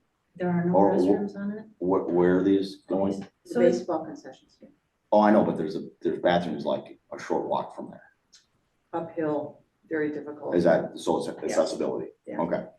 The other thing is, we did have an agreement with the Bays a number of years ago that said if a sewer lateral ever goes past there or near there, we would build a restroom. And because we had to put a lateral through there to serve the new Parks building. Now it's there. Okay. Yeah. Okay. We did get a grant for that 75 too, so. Okay, So the reality is, we're never gonna build bathrooms for 75 grand. Are we accepting this low bid? Is that what- No, we're No, we're rejecting not all the bids and then we're we're gonna, rejecting it and we're gonna be the generals and look for a bill. Bathrooms for 75,000. motion by Hausen, Second. second by White. All those in favor? Aye. Opposed? Motion carries. Okay. So that's unanimous, so we got a 2/3. Okay, on to 9A. Appoint village clerk and oath of office for Susan Clark. Would like to make a motion to appoint Sue here as your new village clerk. I will make that motion. Motion by Hausen, second by Dorado. All All those in right, favor? Aye. Hi. then I will swear Sue in. Can we sit? Do you mind? Sue Clark, having been appointed to the office of village clerk, do you swear or affirm that you will support the Constitution of the United States and the Constitution of the State of Wisconsin and will faithfully discharge the duties of said office to the best of your ability? I do. Thank you very much. Congratulations. Sign here. Congrats. Move on, just a little bit about Sue. So Sue has experience in the court system, with police department and with a clerk's office. So we're very fortunate to have her. She's got a wealth of experience. And then, we have another new employee. Nate, do you wanna, introduce her? Yeah, we got also Sarah Burkus. She is filling in for Janelle's role. She's the assistant clerk. She's the administrative assistant, and she also has some good experience. She has experience with the school district and with the fire department. So she recently worked here in Sister Bay. She lives in the town of Gibraltar. So we're also very thrilled to have somebody local that we know will be able to show up for work on time. And even if it snows, somebody can come into the office, so, to see me. But Sarah has a very good bookkeeping background as well. So we're hoping after she's trained in the administrative assistant role, we might even be able to move her on to deputy treasurer to help Vlad with some of the volumes of work that he has on his desk as well. Welcome aboard. Welcome. She's already had one of her most challenging meetings with the watch around with Clark, so. Okay. 7B, development agreement, Waterfront Museum. So, as you know, the Historical Society wants to convert the boathouse into a waterfront museum. This was approved by Parks and then, Marina and then to Planning. To do that, we do require the board to pass a development agreement. This is just one phase of this project. We still need an operational agreement with them. Before we vote, they did have two questions that they would like some answers to. And one is, we do not allow any development in that area during the summer months. And they were wondering if we would allow them to at least pour the concrete in the boathouse floor, so it's safer to walk for people in there. And then the other one is just a clarification on events. If you look at number H on page 57, it says events, if any, require the authorization of 2 committees. And the question was, well, what if it's just a meeting? Is that an event? I said, I do not consider a meeting an event, but an event is something that's advertised to the public. But we did just want clarification from the board to make sure the Historic Society understands the intent of that, the way it's written in the agreement. Other than that, there were no questions on the development agreement. It's been I think a good project, and I think people are very supportive of it so far. Okay, I mean, for a meeting, I think it depends on what kind of meeting. I think we're using common sense. If it's an advertised event that public's coming to, that's one thing. I think that's where the donation. That's what you said was public. Yeah. So it really has to do with how many people are gonna be there, and that has to do with parking. So that's what everybody would have a concern about. So we'll just make sure that's clear. If that's the consensus, we can make sure that's clear in the minutes. So if it's ever questioned, then at least the Historic Society has direction on that. And then what do we think about the concrete? So what is all entailed? What kind of equipment, what length of time, how much noise? John, could you address that? How long, the amount of time involved in pouring that concrete, with equipment involved? I mean, were you gonna get the big rotating cement mixer, or was it gonna be hauled in? What was the proposal? Well, there would be a cement mixer that would need to be back in the morning, 10 o'clock, let's say, and I really know very little about pouring concrete. But it's a relatively small area, and I don't know how long it'll take to do that. I would guess that it would be just that one day that the concrete truck would back in, use the chute to allow the concrete to pour in and get that floor. Instead of rock, make it smooth concrete. And this is something you want to do this summer, is that the intent? We'd like to, yes. Yeah. So I do know a little bit about pouring concrete. I have my family members that pour concrete. I don't think that truck's gonna be there more than an hour.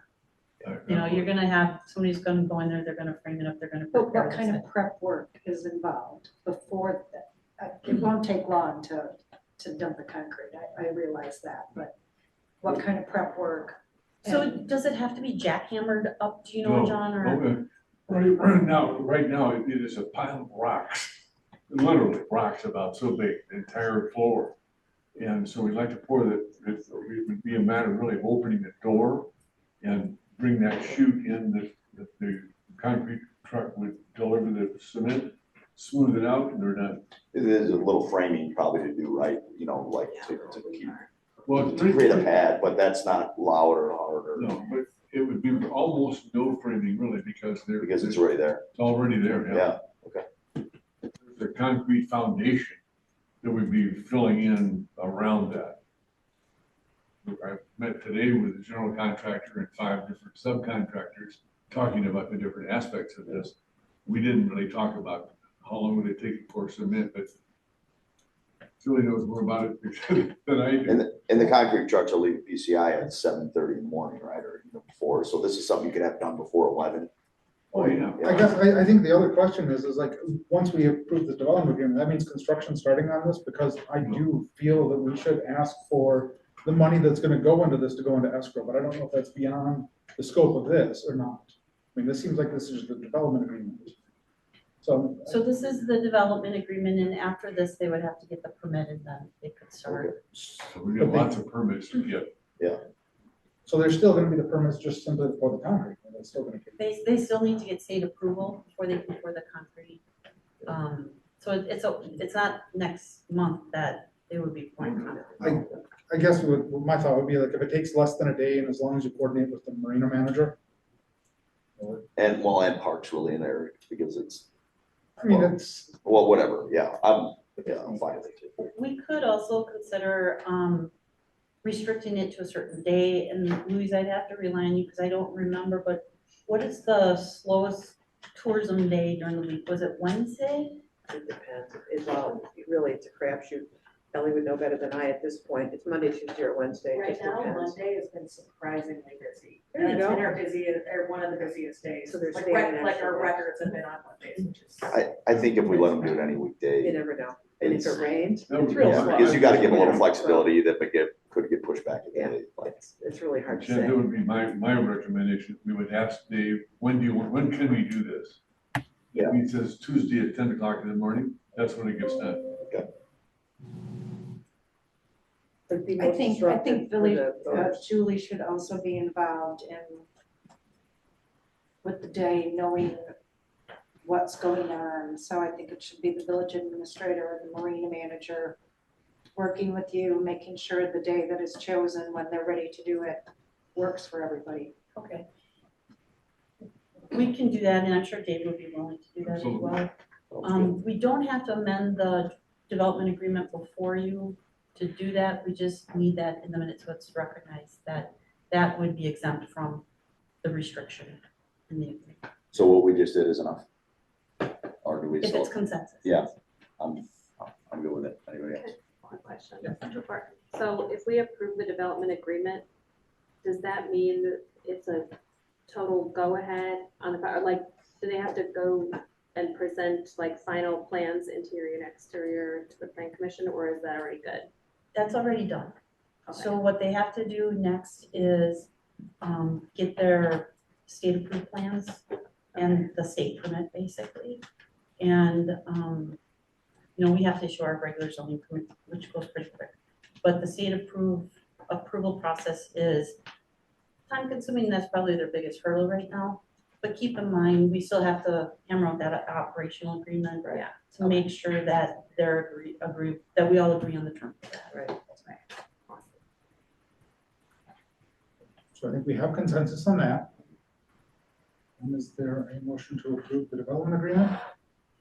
I'll make that motion. Motion by Kadanko, Second the motion? and by Shampo. All those in favor? Aye. Opposed, motion carries. Okay, development agreement amendment to Zaza's Pizzeria. Andrew, you made it just in time. So Zaza's Pizzeria, as you know, got a development agreement last year. It was a 10-month development agreement, which is unusual because usually they go 2 years, but they did run into some challenges meeting some deadlines. So they're just looking to have that extended the way it is written in the staff report and in the amendment. For an extra 90 days, am I reading it right? So anything you want to And add, that is Andrew? correct, Louise. Yeah, I mean, basically, it's, we're waiting on the parking lot approval. Once we get that, where the restaurant's basically done. I mean, it's, it'll be ready in like a couple of weeks, but as soon as, we still want the 90 days just to it's a little bit by our way. The parking lot's just, as soon as that's approved, that should be ready. Just a couple of weeks. So part of the restrictions where they had to come up with a parking lot design, it had to be approved by Denise and I. We received that today. Oh, okay. So once that is approved, then we have to allow time for the parking lot to actually be brought up to code or to standards. Okay. That 90 days allows them that time to get the contract out there. Okay, so you haven't laid the asphalt, you haven't put the asphalt in yet or anything? No. Yeah, okay. I do have a quick question. Yeah. I don't know if anyone's been out to the site itself to see the lot, but part of the development agreement, and I don't want to go through the whole litigation process again, but the back, both sides of the property. So the adjacent property for the yoga studio there, that whole line has a huge tree line on it. So the front is heavy cedars, the back is heavy trees, tall trees, large trunks with low growth on them. I'm supposed to put trees back by those trees. And I don't see the necessity to do so because it has a lot of coverage to it already. and my trees I'm gonna put in would be so close in proximity to the existing, that one of the others is gonna choke itself and choke off. They're gonna grow tall, and it's just gonna be a problem. So my question is, can we just make, is it easy to make an amendment to, I guess I'm asking the board to look and review if we actually need those, because it's gonna be wasted money. That would have to go back to plan commission. We don't plant them, but Well, I mean, have you got, the plan commission probably saw photographs, or is this because of the code? We saw a photograph. You saw photographs, okay. And I think we submitted a letter from the owners of Ironwood asking not that we don't Oh, okay, plant trees. okay. I mean, what if it was that if those trees go down, then you would then have to put trees in there if those other trees on the north side, I mean, that. sure, let's see. So you're planting trees where they're not gonna have a good chance to make it, is that what you're Or saying? they're gonna kill their trees. Oh, it's And gonna they've kill them. asked us to not, and they submitted a letter to the board. Yeah, because asking- you'll be on the south side of it, they won't get that sun. Exactly. And they're big trees, the root systems, you know, are gonna be So affected why on couldn't there. we amend that here? And make it- Well, I'll talk about the way we've done it in the past, is, if you remember with the apartments out on Glen Lane, what we said is we would not argue the details of the development, the changes in it, it would go back to plan commission to decide if the changes should be made. So that's one thing, but it's up to the board what they want to do with that. The other thing is we would need a new plan, because this is saying that his original development agreement, which we approved, said that they're bound by that landscaping plan. This amendment doesn't address that at all, so he'd need another amendment, he'd need a different amendment, so, which would refer to a plan, How many- which we don't have in front How of us. many trees did they take down in this development? Did they cut down trees? No, they didn't have to cut down. So why are we making them put trees? And I like trees, Yeah, but I mean, the village is clear cut by my house and yeah, so the code trees does. is thick. Yeah, the code does talk about planting, landscaping, and I believe that's in there because you don't know what the neighbor is gonna do. If the neighbor takes those trees down, now there's nothing there. So the way the code is written is everybody has to put trees on their lot. So Is there another place on the lot these trees could be put? it has to be along the property lines, so. So if there's trees there and they may die if other trees are. We are putting It's trees still on like- what are called the south side of the lot, so that's between us and the gallery. That whole line, you guys making, we put trees there, and that's fine, it's clear open space, if you want trees, we'll plant trees. Yeah, that's open. The other side is just a full line of trees already existing. It is, you're right. That seems so. It's I just think to treat all development agreements and everyone fairly is, You can't treat nature fairly. Trees grow in places and your neighbors and shade, blocks things. Like, you just I can't. hate to see it, that them hurt. it should those just go big back to trees. plan commission. I mean, we already asked once, and you guys, What is it? so, Well, we just reviewed, in defense of the plan commission, I will say though, they just met last month and said, hey, what do you need? And it was not brought up. Yeah, it was, correct, yeah. Oh, that would have been Not the this time. Not this last one. Originally in the development, when we were going through the original development agreement, it was brought up then, it's the state that we have to have one. Yeah, last summer they did. They did bring it up last summer. But not when they asked for the extension. No.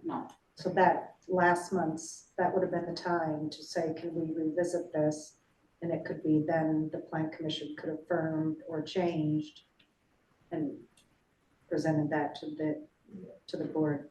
No, they can ask, with like this amendment, they can ask the plan commission, we can do another amendment, that is allowable, they can do that. Are they gonna pay more fees? It's a 500, yeah, we do charge for the plan commission and the board's time to review them. So, this is an example. So when our house was under construction, there was a time limit on when we didn't cut any trees down. But there were no trees close to the road in front of our house on 42. And so we were sent a letter saying that we had to plant trees within a certain period of time. We were under full construction. It was the dead of July. They would have been murdered. Like, there's no way. And so we had our landscape person write a letter saying, when this is done, when it's a good time to plant, we can plant it. Can they have their landscaper write it and say, if the neighbor's trees ever die, we'd be happy to plant 6 trees there? I mean, I think it's just silly. I mean, why force something that is gonna die? You know, it's just thousands of dollars wasted and somebody's time, and I don't understand. They definitely could. But that's something that again would have to, because these get recorded with the Register of Deeds at the county. It's not just something we keep in our file.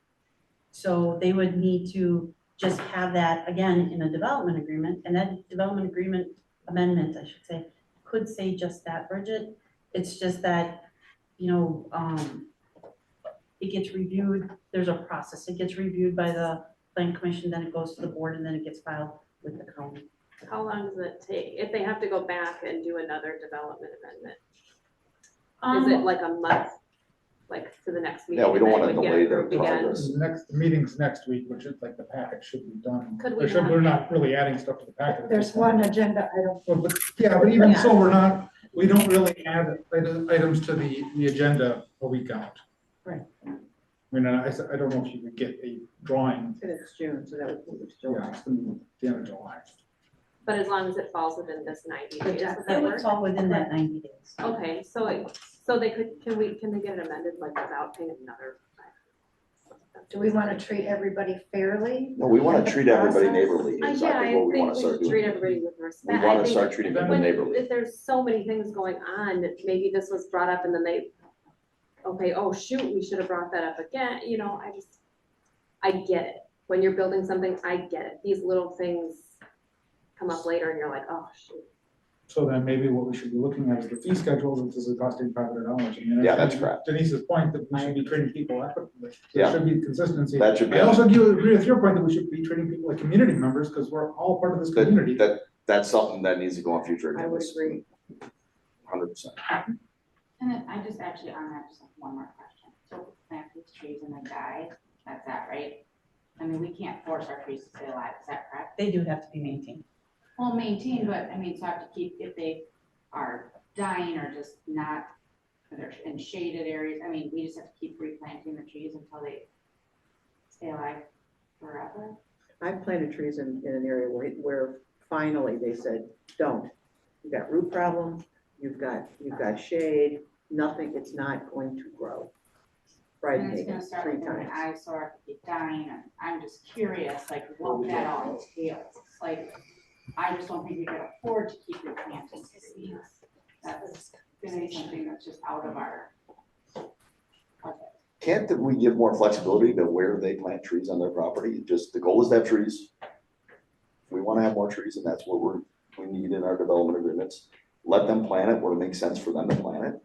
Because this idea that something should just be a row and blocked off, which you did in my house, looks just stupid. We're not in Barrington, we're in Door County, where trees grow in different areas. So when we reviewed their request last summer, they did not have the room to provide the parking they needed, so they didn't have a lot of options where they could put trees along the property line. But this was a business, and this was a parking lot, and this was a building. All this stuff was. Yeah, the new business. What are we trying to? The new business requires different parking, but since that time, Andrew did tell us last month at our meeting that now they're gonna change the parking behind the building to get rid of a loop that was back there. So I have not seen his parking plan, but that could free up more space to give him more options to put trees in. The pavement plan includes parking on it. It's got parking stalls on it, right? We gave you everything, so we were clear on where parking's gonna go and indicate how many spots we have, which means the development agreements, terms. I will say this, it's, again, from a process standpoint, I know when we went to the Plan Commission last month, Andrew said, I just need the extension on the parking, that's all I need. And when we got in the meeting, he needed it on several things, so we had to make more changes, and so now we come here and now there's more changes. It's the way the legal process for the Plan Commission is, they're bound by plans that are reviewed by Plan Commission, plans that are reviewed by board. So there's a process involved. it definitely can be done within the 90 days, that process. And it sounds like the board would be agreeable to changing that. It's just that to do it here at the board level, I know with other people, we have said, no, we're not gonna do this at the board level, it's gotta go back. To be fair to other people that have been rejected. And not only that, it allows us to follow that process that is required. And at last month's plan commission meeting, we denied somebody who wanted an extension and an amendment. We wouldn't even give it to them and stated that they had to start over. So could we approve this one today and they go back and file an amendment for the trees? Yes. And as long as it's all completed within the 90 days, it's fine. Yes. And if they can't do that within the 90 days, that new one they asked for, could ask for another extension on that. Because we can agree that we don't want people planting trees in June, July, August, and that's something the plan pushes to push it off till fall and do it in spring, okay, just making sure. The code actually allows for that, if it's. Yeah, they because can- it's just a bad time at this point. They It's just terrible have to planning. ask and we give more written Yeah, okay, that's good. extension. So what kind of motion do we need? To approve the development agreement amendment as presented. Okay, so moved. Motion by Allison, second by Karanka. All those in favor? Aye. Aye. Opposed, motion carries. Development agreement amendment for Luna View. Okay, so this, just like Andrews, it was an amendment to a development agreement. Luna View ran into some issues with the pipe, so they have a big stormwater pipe that, kind of has a tank on it, and it goes under the road. The pipe was back ordered, so they're not able to finish the driveway and everything associated with that until that pipe comes in. It was supposed to come in, I believe, late June, early July. So he asked for an extension to get that completed. The plan commission did recommend that that extension be approved. One issue that did come up today, as Mr. Phelps had said, was that the contractors were starting very early. There's some jackhammering out there today because they were putting in the stormwater pipe in our easement. So it was something the village was involved in, but Luna View hired a contractor to go out there and put that in our easement. It was loud. I started getting calls at 7 a.m. So it was something that people were not happy about. I did talk to Alan. He said, yeah, absolutely.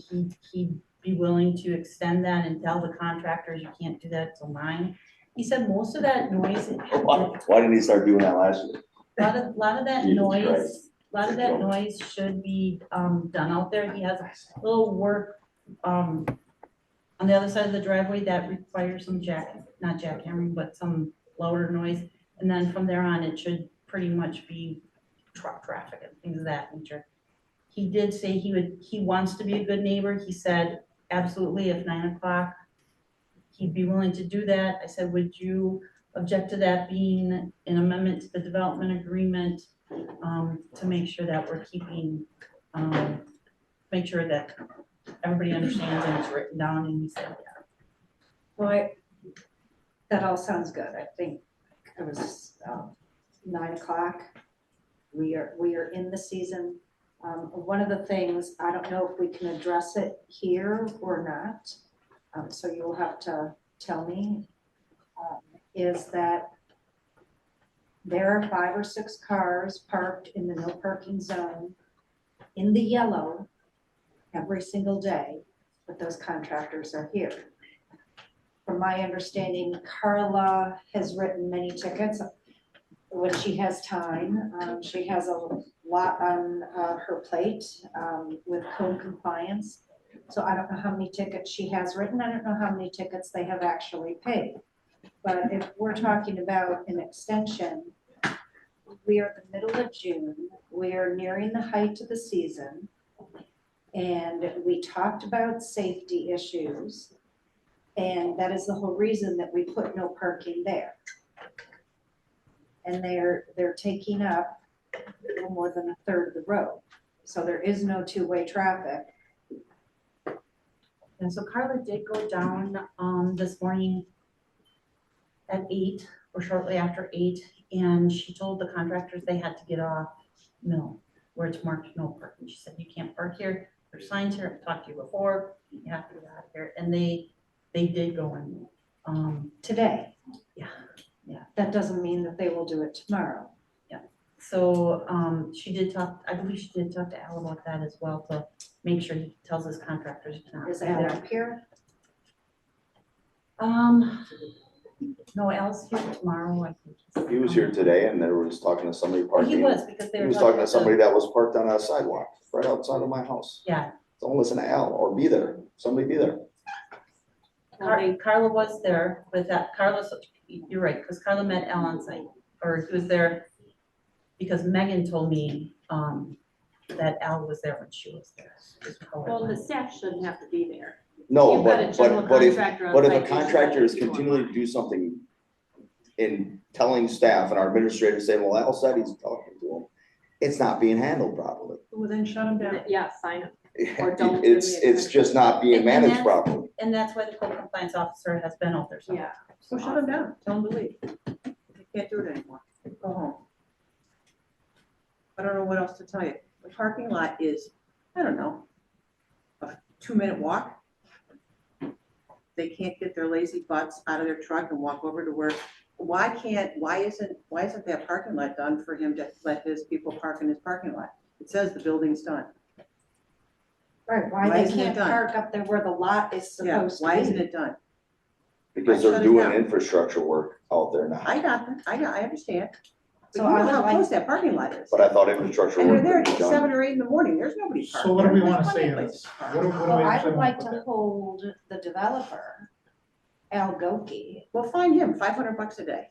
at 500 or 1,000 or whatever the normal fine would be for something. If it's 500, And that's he can get it fine. from his house. So the thing that happens, and we're on here, Julie, but the daily fines get thrown out a lot if it gets taken to court. So I think we should just have, if we're gonna do this, have it be a meaningful one-time fee. Can we put this in this development agreement or not, Julie? Is it possible? I would recommend against that, because we just talked about how we didn't want to amend that one. But I we're know, talking but the We're about, talking plan commission- trees. We're talking about a Talking fine or a trees, and penalty, It's a which big the difference. plan commission never deals with any money situation. That is a board decision. yeah, to me, this is a compliance issue, and, you know, you do traffic tickets. I don't know what Carla has issued out there, but, you know, you do traffic tickets, you do citations increase as we go along. Yes, we can do a per day one. Yes, they could park down at the park. I'm guessing people would object to the dump trucks being in the parking lot, but it would free up space on the road. I don't know where else they're gonna park. I mean. Well, there's some practical allowance to allow construction guys to park where they can to do the job they need to do. I get that, we all get that. But it's June 17th. Vacation time's here. It's Yeah, not gonna get any completely. better. I don't call and complain because the one time I did, it It's not gonna get any gets better. right back As to them. soon I don't as- get the anonymous complaints like And as Denise soon as does. visitors My see name them gets parking attached. there, it's a free-for-all. Everybody will park there. You know that. Okay, Oh, well, there's parking in cars that there. spot, I mean, like before Alice, there was people parking and then no parking for forever. Right. and Nobody, it all doesn't takes get is- respected. All it takes is one car to be parked on the grass, where it's pretty clear it's not a parking place, and 12 other cars parked there. So I don't know I mean, when is he gonna be done? When are those trucks gonna move? So I guess maybe the option is to push this back to plan commission. I mean, I get what you're saying, Julie. We don't want to start amending development agreements. If we're not going to do that, let's not do that. Let's not do it for this one and not for that one. And I understand also what you're saying, Denise, that that's money and we don't talk about that. I don't know, I've said that many times there. However, if we're going to start amending development agreements at the board, that's opening. Okay, if we do that, but that means we're going to do that. What is the outside work allowed in the village, the development agreement? What is he allowed to do and what time frame? Well, this Like, would does allow- it stop in July 1st or what is the parameters? So originally, well, there's two things. So his, development agreements have expiration dates, so he can't do anything past there without an extension. But then, yeah, the requirement is, I think it's June 15th offhand. So I'd we're have to past look that, at it. that we're not, we shouldn't be allowing scraping and bulldozing. In the B3 district. Yeah, After, between Memorial Day and Fall Fest. yeah, I thought it was earlier, but June, maybe mid-June sounds right, I think. Yeah, I probably, think it's Yeah. maybe go for it. in the B3 district. Yeah. But he said that what he's, the part he's waiting for, end of June, early July, well, that's, what, 5 weeks, 4 weeks? Not that far away, but then he's gonna get then he's gonna get a call from the park department that says, yeah, it's gonna be another month. You know how that, it just happens. I don't know if it's gonna happen, but it might. So, So what do we wanna do? Do we wanna push back the plan? Do we wanna deny it? You wanna open Pandora's box and start amending the I development really agreement don't here? wanna deny it. Well, I think we give him an did- extension and. did we not deny amend- it and don't give him the extension and then it takes even longer to. Okay, so then what? We just said for the last people, we're not gonna amend it, right? We're not, as the board, gonna amend it. Correct. So then we're not gonna amend this one. No, we're not gonna amend what is before the board. Yeah. Is what we did. So with this So- one, we would take it the way it is. And And if then, we don't approve it, it goes back to plan. right, Maybe. and I think we have to say, do we really wanna have that big scar sitting out there during tourism season, or do we? It's want to gonna get be, it there's no way this gets done. 8 weeks out there. That big scar ain't getting done in 8 weeks. I But mean, then do we want them to work during the summer season? I thought they weren't allowed to. I thought the development agreement didn't allow them to do that. And they're. And, that's what and if they're you're asking coming for. June That's why 15th they're to us asking. to tell us that you're gonna be working all summer, that's, Well, that's why they're asking for the extension, Chad. yeah, but wouldn't you ask for that in May or April? Unless you just found out about this pipe. However, I have to think that what's there and the debris and everything Well, else that's happening there would This be. winter plan in May, so this is already, we've had this for almost a month. How long? So this- He let you know. Oh, I guess. Well, we have to have it at least 2 weeks before, and it was before that, obviously, so. Till early May. Early May, oh, okay. So is the motion going to include the condition about starting the log construction at 9 AM? I think it should. That's not in the amendment, but that's an added condition, I can say that in the Well, motion. And as long as they pay all current fines and penalties or tickets, Al wasn't, the developer wasn't fined, it was the the contractor. the contractor. Well, and they with all shouldn't be their the ones vehicles. fined, they should go to him. He's in charge, it's his job. Yeah. These guys are just doing their job. But they're the individuals that are doing it. I think. Sure, but then his message isn't getting through. He should be fined, not these people Well, doing the their job. easiest way to go through it, you're right. Like they're But then that they're gonna park, requires, they gotta walk to their trucks, I get it, like, I don't wanna make their lives hell, but he's the one not managing the project. We're, as a village, for over a year, have been not managing this project. As staff, we can tell him that, again, how they can't park there. The option is they don't know where they can park, so we'll tell them, you gotta give the them, board would rather see them park at the park I- and walk than park along the street. I think we have to make some allowance to allow a couple cars to park there. I Yeah, mean, if- but I know today there was over 14 cars parked, they were wrapped all the way around, They were like every, around the block. yeah. His project is so behind it, this isn't one little pipe in the road. And I hope that that part's sinking into you guys, this is gonna be a construction zone all summer long. So he's not asking for the extension just for this pipe, he's He just saying is. not done. he's saying he's asking for the pipe, but it's possible there could be other issues and it's possible it There's could this- go until. They're nowhere There's close to all pouring sets. concrete. There's certain things they cannot complete until that. Until it goes. Such as the. No, they can't. Yeah, but that's. They have tons of excavating to do yet, tons of ground to move, they're nowhere near planting anything. They cannot complete the driveway and the areas, the banking on the driveway, the dirt involved with the Yeah. driveway Sure. until the pipe is So there. that's- Okay, no extension, and you can start again in spring. Huge pipes that are out there today.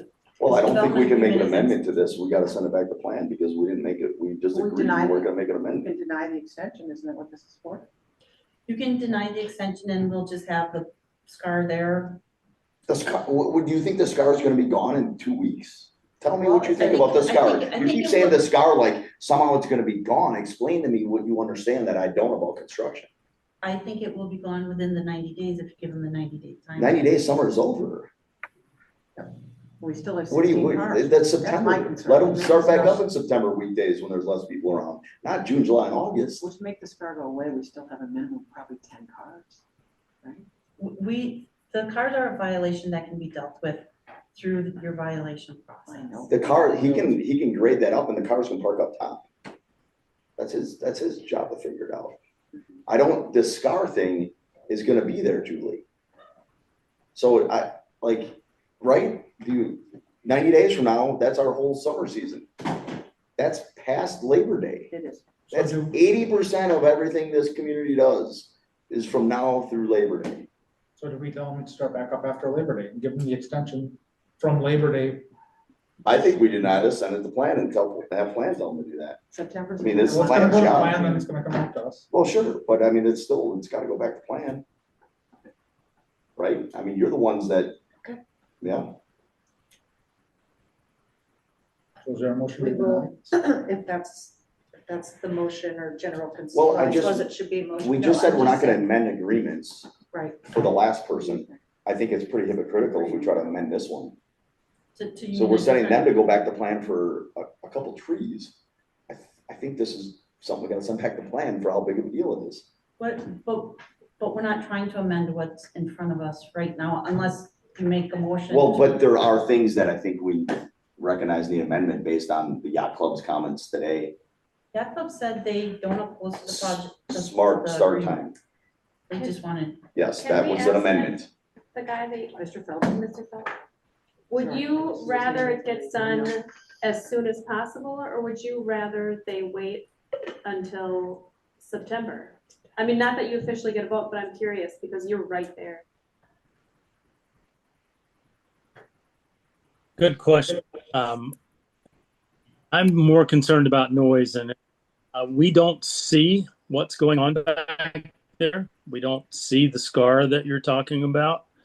We do see the traffic parked on the road, and it is, as you may well be aware, we have two entrances on Mill Road, and there are cars in the middle of those two entrances all the time. It is difficult to turn in and out of the yacht club, especially today. So the cars are an issue. The SCAR, as you say, not so much an issue. We are concerned about runoff.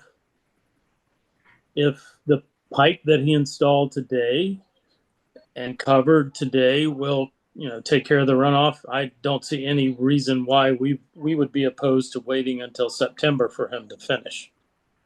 Especially, he's going to have more large equipment in there to build the retaining wall that needs to be built between the two properties. That's going to require some excavation of the fill that he's put in so far, and that's going to be more noise. Oh, yeah. Yeah, I'd be more than happy for him to wait. And the other thing, I'm sorry, Mr. Phelps, I don't know if you know this or not, but my guess is that your bookings in September are much bigger than June. Our room tax for the month of September is 20%, 30% bigger than June. It's one of the biggest months we have. So. Yeah, we're June's a little, Right. you're gonna have more guests there.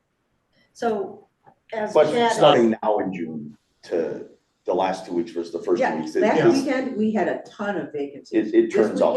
This weekend sold out. Yeah, so So, So normally I would say I would That's like good for- construction projects to always be done as soon as possible, because you've got people waiting in line to come and show up and finish these things, and I know it's a pain for a contractor to line all the people up. But the fact that it's kind of on them that it's been delayed at this point outside of that pipe. Right, I I mean, think I don't know, I wouldn't want to be their neighbor. I'm just I didn't know about. And the if they retaining haven't built a retaining wall and that has to be done and everything else, you're right, Chad, this is more than a pipe in the ground. Yeah. I mean, if you go back to plan and they put in these different things, like you need to have that barrier to maintain any runoff. You need to only operate between 9 a.m. and 4 p.m. You can't park in these areas. Like if all those things go in there and they're agreeable to that and they can actually pull that off and be courteous about it, then I would approve it. But I wouldn't approve it as it's written right now. So is this a motion to Personal refer it back opinions. to plan, or do we deny and refer to plan, which would be the better, I think we just refer it back to plan. just by consensus, or?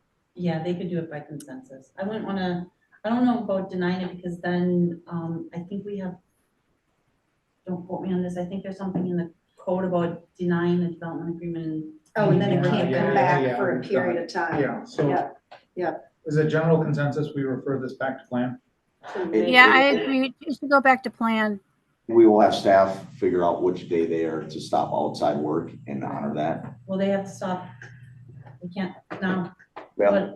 whatever's there, they just have to walk away and can't be there tomorrow. That we consensus to not extend it. Because It's not extended. by Yeah. not extending it, whatever's there just sits there now. Excuse me, if I could ask, this is David Schwartz. I sit on the board at the yacht club, and I'm also in construction. I would at least give them a grace period to clean up, whether that is backfill what they've dug. You know, as Jerry mentioned, there is a concern over runoff. And so that if they're in that intermediate stage, let them make sure that they've appropriately silt fenced it, done something because they're working the perimeter. And odds are it's probably opened up right now, but make sure that they clean up and have it in a condition that it can sit and not cause runoff concerns or whatever over onto the yacht club as is in current condition. But you're right, there are a number of steps. If this does go back to planning is referred back, for them to also come up with a schedule that says when are they getting their pipe? When are they going to do all the rest of the things? So that whenever you let them step up again, they can really show you a schedule as to when they can finally get done with this. I think would be appropriate as well, but just an observation. But to allow them to do the cleanup and make it neat and tidy for it to sit idle for the season would be, if that's what happens, I would appreciate that as an owner. Good point. I would just say that falls down to delegating to staff. I mean, that's just common sense. I don't think we need to say that. I think you can just do that. Yeah, because I'll have to tell him he can't do anything further. He's got to clean up till the end of the week or maybe next. I don't know what's involved with it. Well, what I would allow in this is, I don't know how much we can allow here, but allow them to regrade it, which would usually be done in a day. So they can access the top, so cars can park there. So when electricians are coming and plumbers are coming, it's easier for them. It's better for the yacht club. It's better for us, and during the holiday time that road isn't congested. They should be able to park up there. And if that can't be done, I guess I would get a second opinion from another person, see if they think it can be done. I'm comfortable leaving that to staff. Yeah. So, okay, we have consensus on that one. Okay, let's move on to 9E, the irrigation system for Halco management. Okay, so this is something that went to parks and Yaco management or Jaco management basically said, hey, we're gonna put a sprinkler system in the front to keep our lawn nice and green. Could we extend that onto your property and do that for you? Otherwise there'd be like a Browner Square right next to them. And the park said, sure, but we should have an agreement on that, and said, don't bring it back to parks, just bring it directly to the board. It took a while to get here. I did, I asked Randy to work on it. He just didn't have time, so finally I said, I'm gonna do it and review it. And he reviewed it? He did. Okay, I think they are aware if something happened on that there's a utility easement there, it could get tore up at some point, and it is what it is. So And it's he not- has, I don't see it in the packet, but there is a, diagram's the wrong word, but you have the exact location where he's gonna put extend this sprinkler system, right? I never received that as far as I wasn't at your parks meeting when that was brought up. Luis, was it presented to you? I don't think I don't think it it was. was. No, I don't think it's that particularly important for this being somewhat temporary. Yeah. Okay. I would say yes, Okay. let them make it pretty. For sure, I mean, it's, and pay I for it. want it. It's a benefit for us, so. Okay, just, yes. All right, is there a motion to approve the contract? I motion to approve the contract. Motion by White? Second. second by Harth. All those in favor? Aye. Opposed, motion carries. Okay, fire board donation request. Ice rink land. Oh, I'm sorry, yeah. Ice rink plans. So this came from Parks, they reviewed it, or we went back and forth on this a little bit, but, at the main meeting I was not at, they did make some, changes. So those are shown in red. At the last meeting, they weren't in there, and so, Parks said, hey, when this goes to the board, can you just do a track changes, show what the changes are, so we know what was actually changed in that from the draft they originally reviewed. So if we approve this, clearly those red is not gonna be in the agreement that we sign, just so everybody understands that, but it's in there because the Parks Committee did request that those changes be shown to make sure the things they were interested in were changed in the ice rink. Discussion, comments, motion? This is what I had in my notes in terms of the changes. I don't know if anybody else on Parks. But it's what I had in my notes. Yeah, this is what I could gather from the minutes and then from the last meeting, so if there's something else, we could try and add it. Okay, so I'll move to approve the lease. Motion by Helson, Second. The ice rink lease. second by Kadanko. All those in favor? Aye.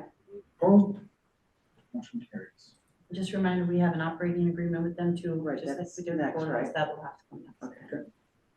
Okay, now the fire board donation.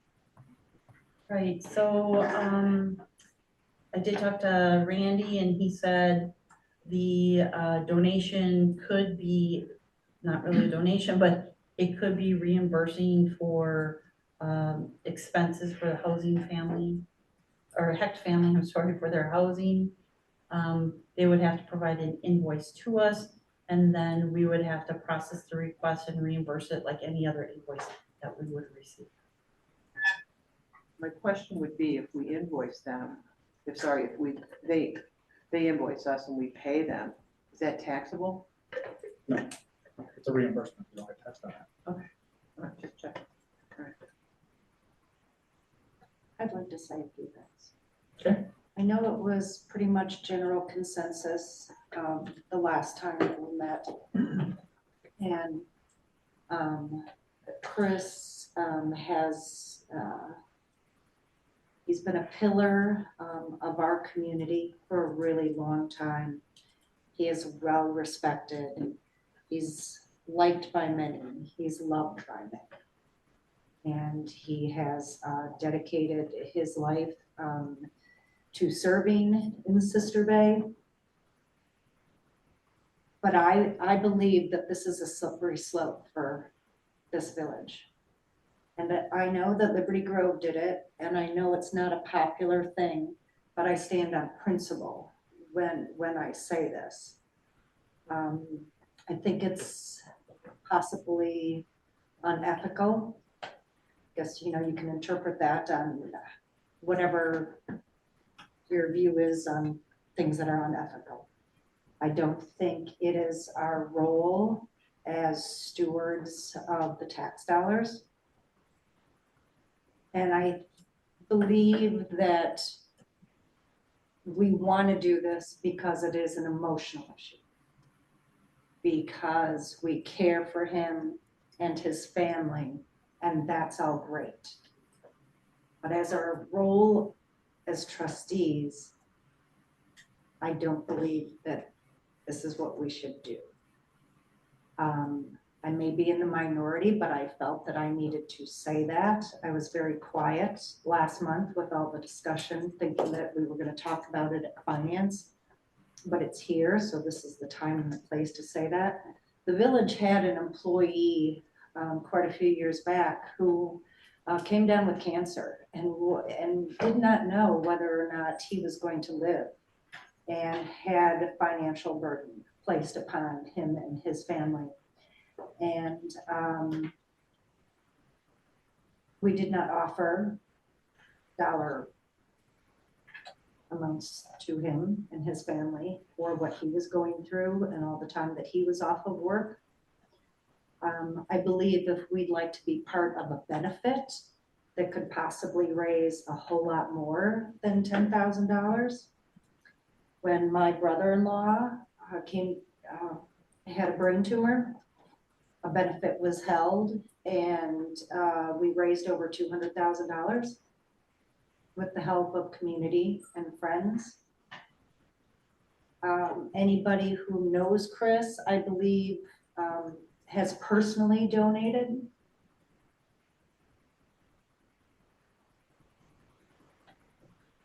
So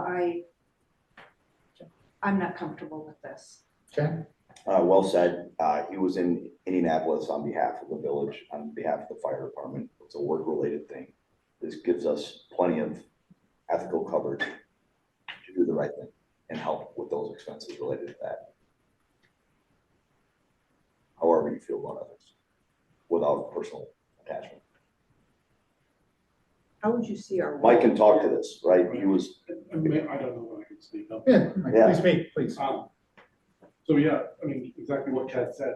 I think one of the reasons that this does affect the, is that again, the majority of expenses that occur in the family in the early phases here is because this occurred while he's out of town. They've been forced to basically find housing, travel, food, while they stayed in Indianapolis, because Chris has been unable to travel back. And again, just like Chad said, the reason he was in Indianapolis was representing the fire department and the FDIC, basically gathering information, equipment and training. And so he was there as part of the fire department at the curve. Well, what happened is not aneurysm, not because of the fire department. His situation where it occurred was his family are forced to have been out there and incurred extreme expense, again, just to travel and accommodation. So, in my mind, I mean, like what Julie had said, I guess with Randy, it would make sense to me to again allow this to be used for reimbursement for travel and accommodations. And again, when it comes back to Door County, I mean, then that's the end of it. That respect. Again, fundraising, stuff like that, absolutely. And the point is, I mean, I realize it's a more, it's just words, but you know, you talk about dollar wise. I mean, this is Chris, this is the guy that basically wrote a grant or secured the fire truck.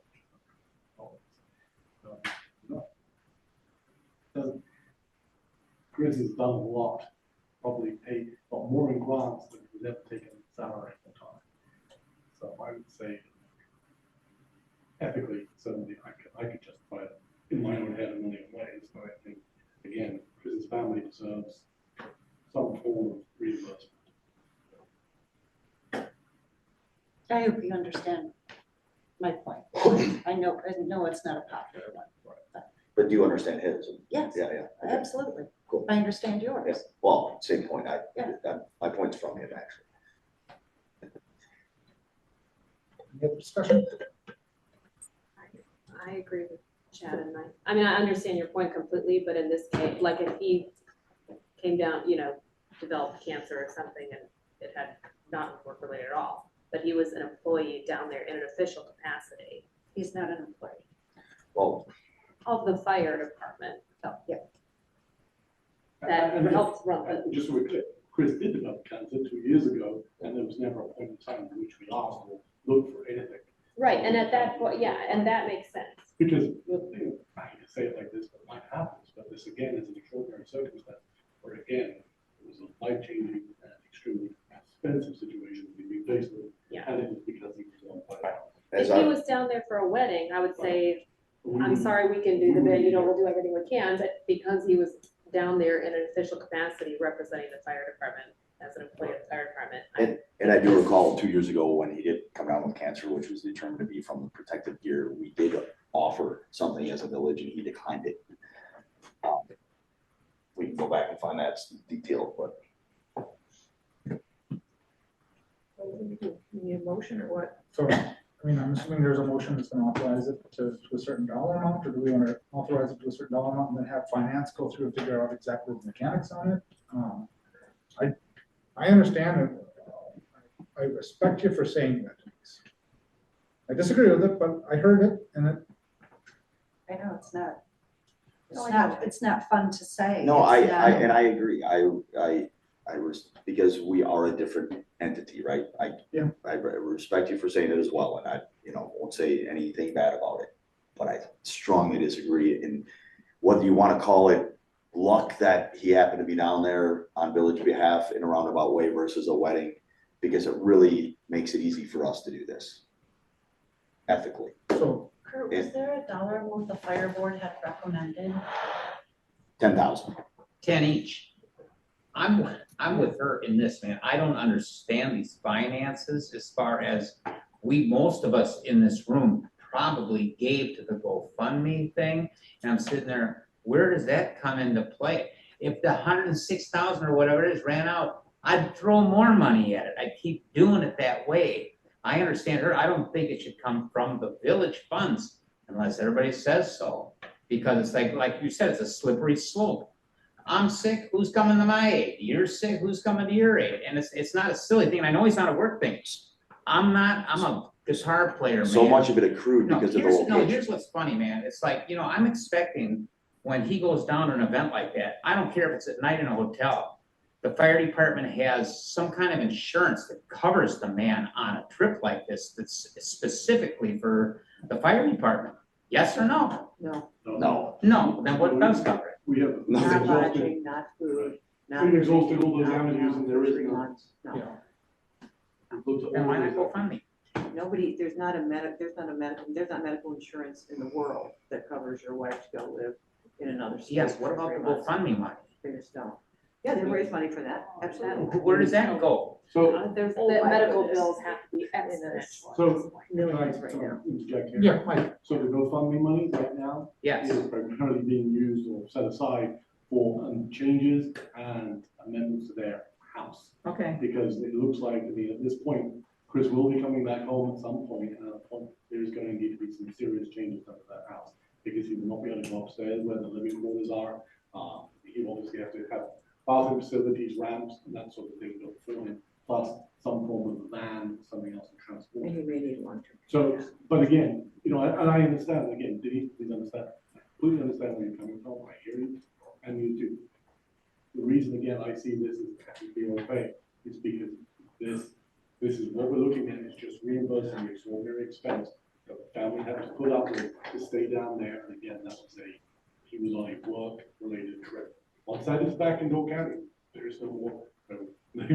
Chris will come to you, I won't come to you, apart from your personal donations or anything else like that. I would have to think too, that the people with the skills they have in this community, when he needs stuff done in his house, There is- man, these people are gonna show up. But it's still, they still have to take you to. You're right, but this is such a small, modest part of what Okay, it's gonna small thing, take. I'm not talking against it. I mean, it's the money's there. I'm just trying to explain, Help. like, this seems like a lot of money, but in the whole retrospect of what Chris and his family is gonna need, this isn't shit. And we do have an avenue to do this. Okay. We have legal coverage. I'll make a motion, whatever that motion needs to be, that So the dollar amount's $10,000. $10,000. Then do we just authorize a or is there any point in taking it to finance? I think Julie can authorize what makes sense to her, and if she has questions, she talks to Randy about it, right? But wasn't it in the form of reimbursement following getting an invoice, correct? Yeah. That's the motion. Yeah, up to $10,000. Okay. Motion by Kadanko, Second. second by White. All those in favor? Aye. Aye. Aye. Opposed? Aye.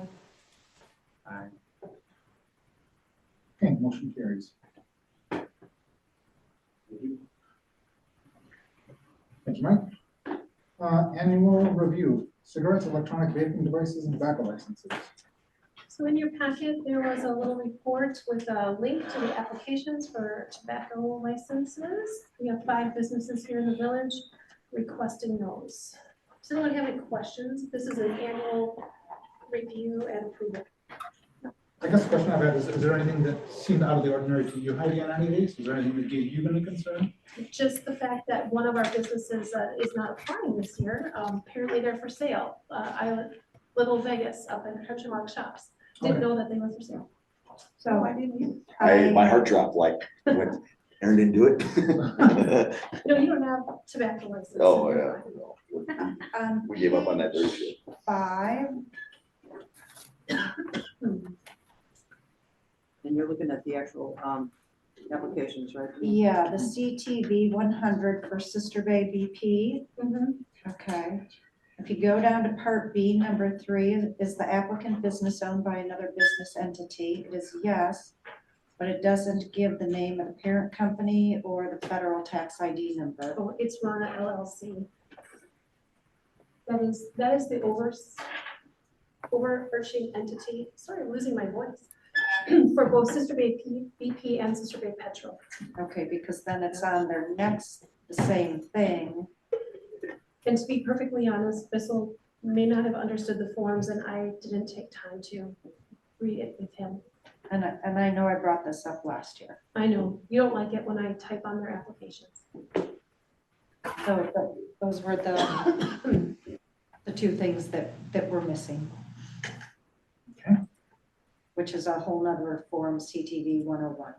Denise, do you have to abstain from the vote on it? Pardon? Do you have to abstain from the vote on it? Do you want to recuse yourself? Oh, yeah, I will recuse, if you're doing them as a lump sum, I will recuse myself from all of them. Well, I think we should, to make this expedient, I just think we should batch them along. Well, this is its own motion, tobacco, cigarettes. have Yeah, I know, been but banned, we're not gonna go for each individual person on there. So Denise's comments were just that she would like to see a revised application from Rana LLC. I can put that in the minutes and then I'll recuse her. So motion to approve those, okay? Motion by Halson. I'll second by Bell. All those in favor? Aye. Opposed, motion carried.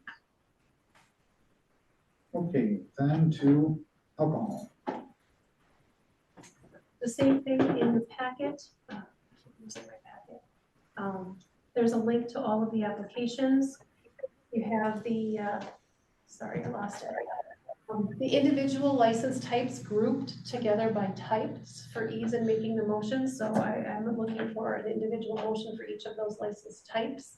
And then the operators would be a separate motion. And at the very end is a list of the licensed operators who have licenses good until next June 2026, just for your information. Heidi, question, are operator fees $375? No. Okay, what is, I didn't think so, but, Oh, that's how much we have collected from operator Oh. applications this year. all right, Sorry. yeah, no. Yes, that's what yeah. that means. And a question about that, because I definitely need to have Joe add more people. We can come, that's a clerk responsibility we established a while ago, right? We can come in with more of those. Yep, and Thank you. Erin has already made arrangements to handle the Huskies ones, so. She's great. Thank you. So get out your pen. Yep. I had to get back to the packet. I don't want to keep. Page 16, Boathouse.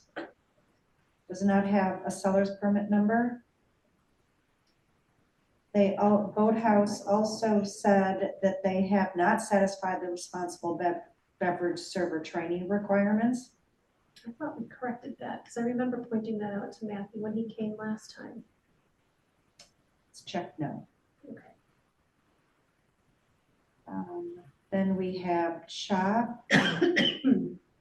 Just a typo, they say their governing municipality is Sturgeon Bay.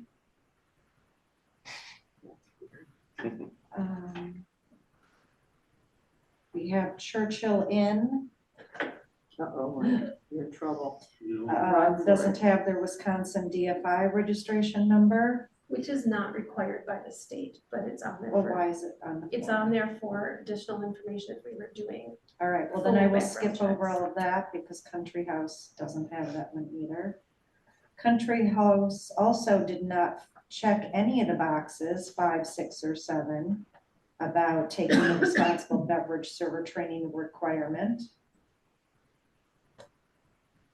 Or those 3 questions are blank.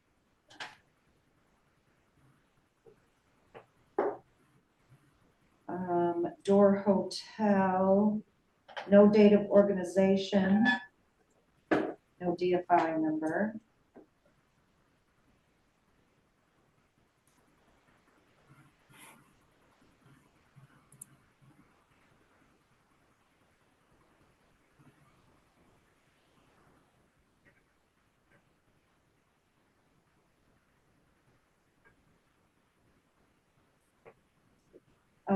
look up development, Goose and Twigs. No state of organization, no date of organization for their corporation. And they list 1,000 square feet dining area with 2 restrooms, office, crawl space, and storage. They don't say that their alcohol is consumed outside. So is it only interior? I think it is. I don't think they have anything outside, but I don't know. Never used to be outside. Louise, they do serve outside. You, alcohol too? Yeah. They have like a little patio and they serve food, coffee, I believe, alcohol if you want it. That was coffee, but There. I didn't know about it. Okay, all right. Yep. Okay, Grassy's Grill, I question their seller's permit number. It's very different. That's not the normal permit number, so I'm wondering if they messed it up with something else.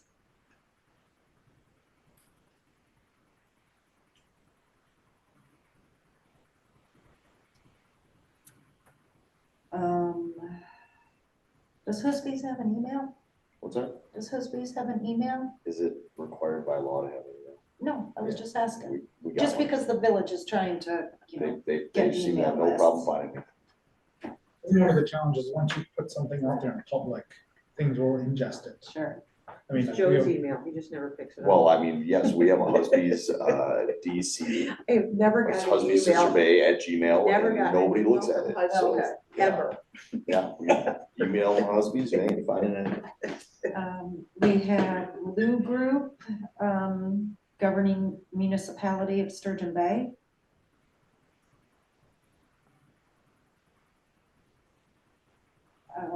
McAvoy's, no governing municipality. Is there a concern? I mean, I guess there is a concern I'm- that people don't know where they live, but our word governs them, but I think we all know where their property is, they're applying, I think it's safe to I say. know, and I brought this up last year, and my point is that when staff, and now Carla is going through the short-term rentals, if you miss something, it is kicked back to you. What we And need so I to do was then- trying to be fair. What we need to do then, and we need to do these in March and April or May, because we're waiting till June. And if we're gonna get nitpicky, and I get it, we all need, people should be doing things, but they get busy, and this is a busy time. And I'm not trying to make excuses for people, but if we are really gonna get this nitpicky, we need to do it 2 months earlier. So they have plenty of time to keep coming back to write Sister Bay instead of Sturgeon Bay, to just. Well, we approved them Yeah. and then gave Heidi the authority to issue the Sure, license. sure, when but it's- just for future reference, we should be doing this a month earlier. Because for unforeseen errors, I can tell you that you will not get the businesses here to turn these in a month earlier. To be perfectly honest, it's a struggle to get them by the deadline I set already for this board. I know, and I hate that part of it, I'm not, I think he's just suggesting it gives them more time, but I don't know. no, I know, and it's And I don't know not, if you that shouldn't have would to help babysit, and I'm not suggesting, because you do a great job, but it's like, The more time you have sometimes. So Northern Grills says that they have not taken the responsible beverage server training requirement. No was checked. They have, because he has, he has them. Yeah. But they didn't do it right. But I mean, I think we have to point it out, because if we give them a license and they have checked no. Yeah, and then we're the ones who gave the license. Yep. Yeah, you can't.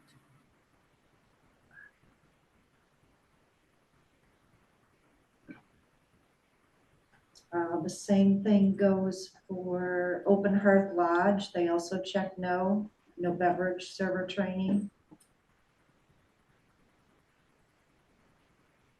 Steamboat Missy's, date of organization, no state of organization, no DFI number.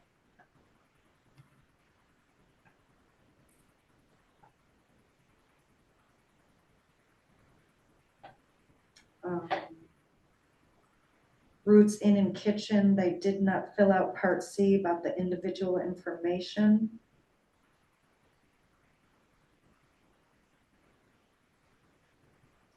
Savor Barbecue, under the premises description, it says stored in kegerator in the restaurant. I know that they're serving outside, so do they not want to have alcohol outside? So they might want to write that in there. They may not understand if that, you know, they're new to it.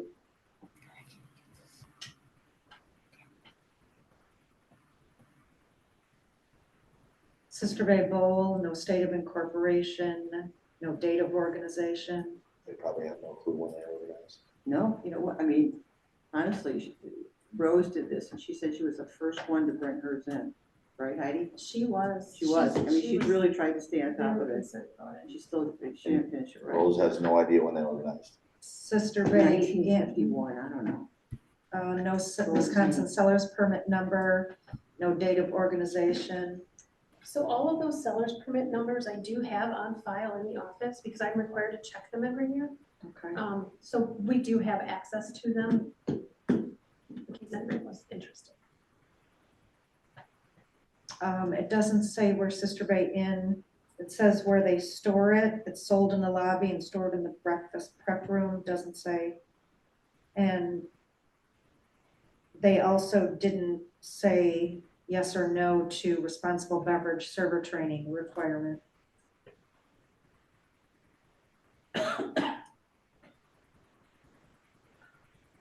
Rana LLC, Sister Bay Petro, all the corporate information.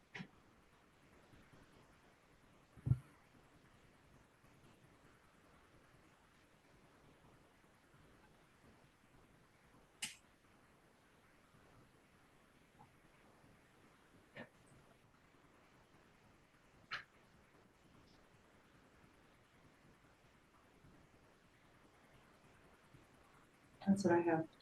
I'll recuse myself now.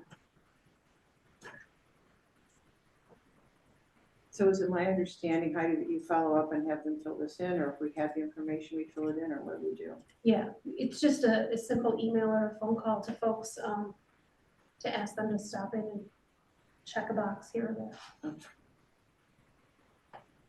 Can I make a suggestion? Denise, I think we should take these by group, such as combination class A and then class B, because I think if everybody who would have to recuse themselves does that at once, we may not have enough to vote. Because we have Denise, Chad, Louise. That's it. I suppose that's only 3. So, And I've always recused myself from voting on the Class B, but You don't have to recuse yourself for the others. yeah, okay. Well, So- he'd have to recuse himself just real quick The soda, from There's no soda, we don't have soda licenses just anymore. operators. Just operators. so and let's do, combination class B and then and then the operators one. Well, the operators we don't vote on, Heidi, it's just an FYI. No, you do have to vote on some of them, the ones that are presented. that you Okay, so can then vote on. Chad would have to recuse on 2 of them. so then we do class A, then class B. Yeah. Then class C, and then the combos, would that be good? I think that's the best way, Please remind me which ones I can I and will. cannot vote on. Thank you. I will. Is there a motion to approve class C's, I'm sorry, class A's? Yeah. Motion? So moved. Motion by Halson, Second. second by Hart. All those in favor? Aye. Aye. Aye. Okay. Now class B's. So class B, everybody can vote. Denise? Go on without me. Okay. Well, a Class B on beer and wine? Class B beer license and class C wine, yeah. Everybody can vote on that one. Okay. So moved. Motion by Halson. Second. Second by Kadanko. All those in favor? Aye. Aye. Opposed, motion carries. Then we have class B license, which Chad, you'd read. I'll recuse. Okay. Thank you. You're looking at You should combination. step out in right? the audience, Chad, to be proper. Okay, so moved. Thank you. Motion by Halson, Second. second by White. All those in favor? Aye. Aye. Opposed, motion carries. Okay, and then we're looking at the 1-year or 2-year operator's license, and we would have Denise and Louise recuse for themselves. Did we get the combos in there? Okay. Okay, I'll make the motion that we approve the operators.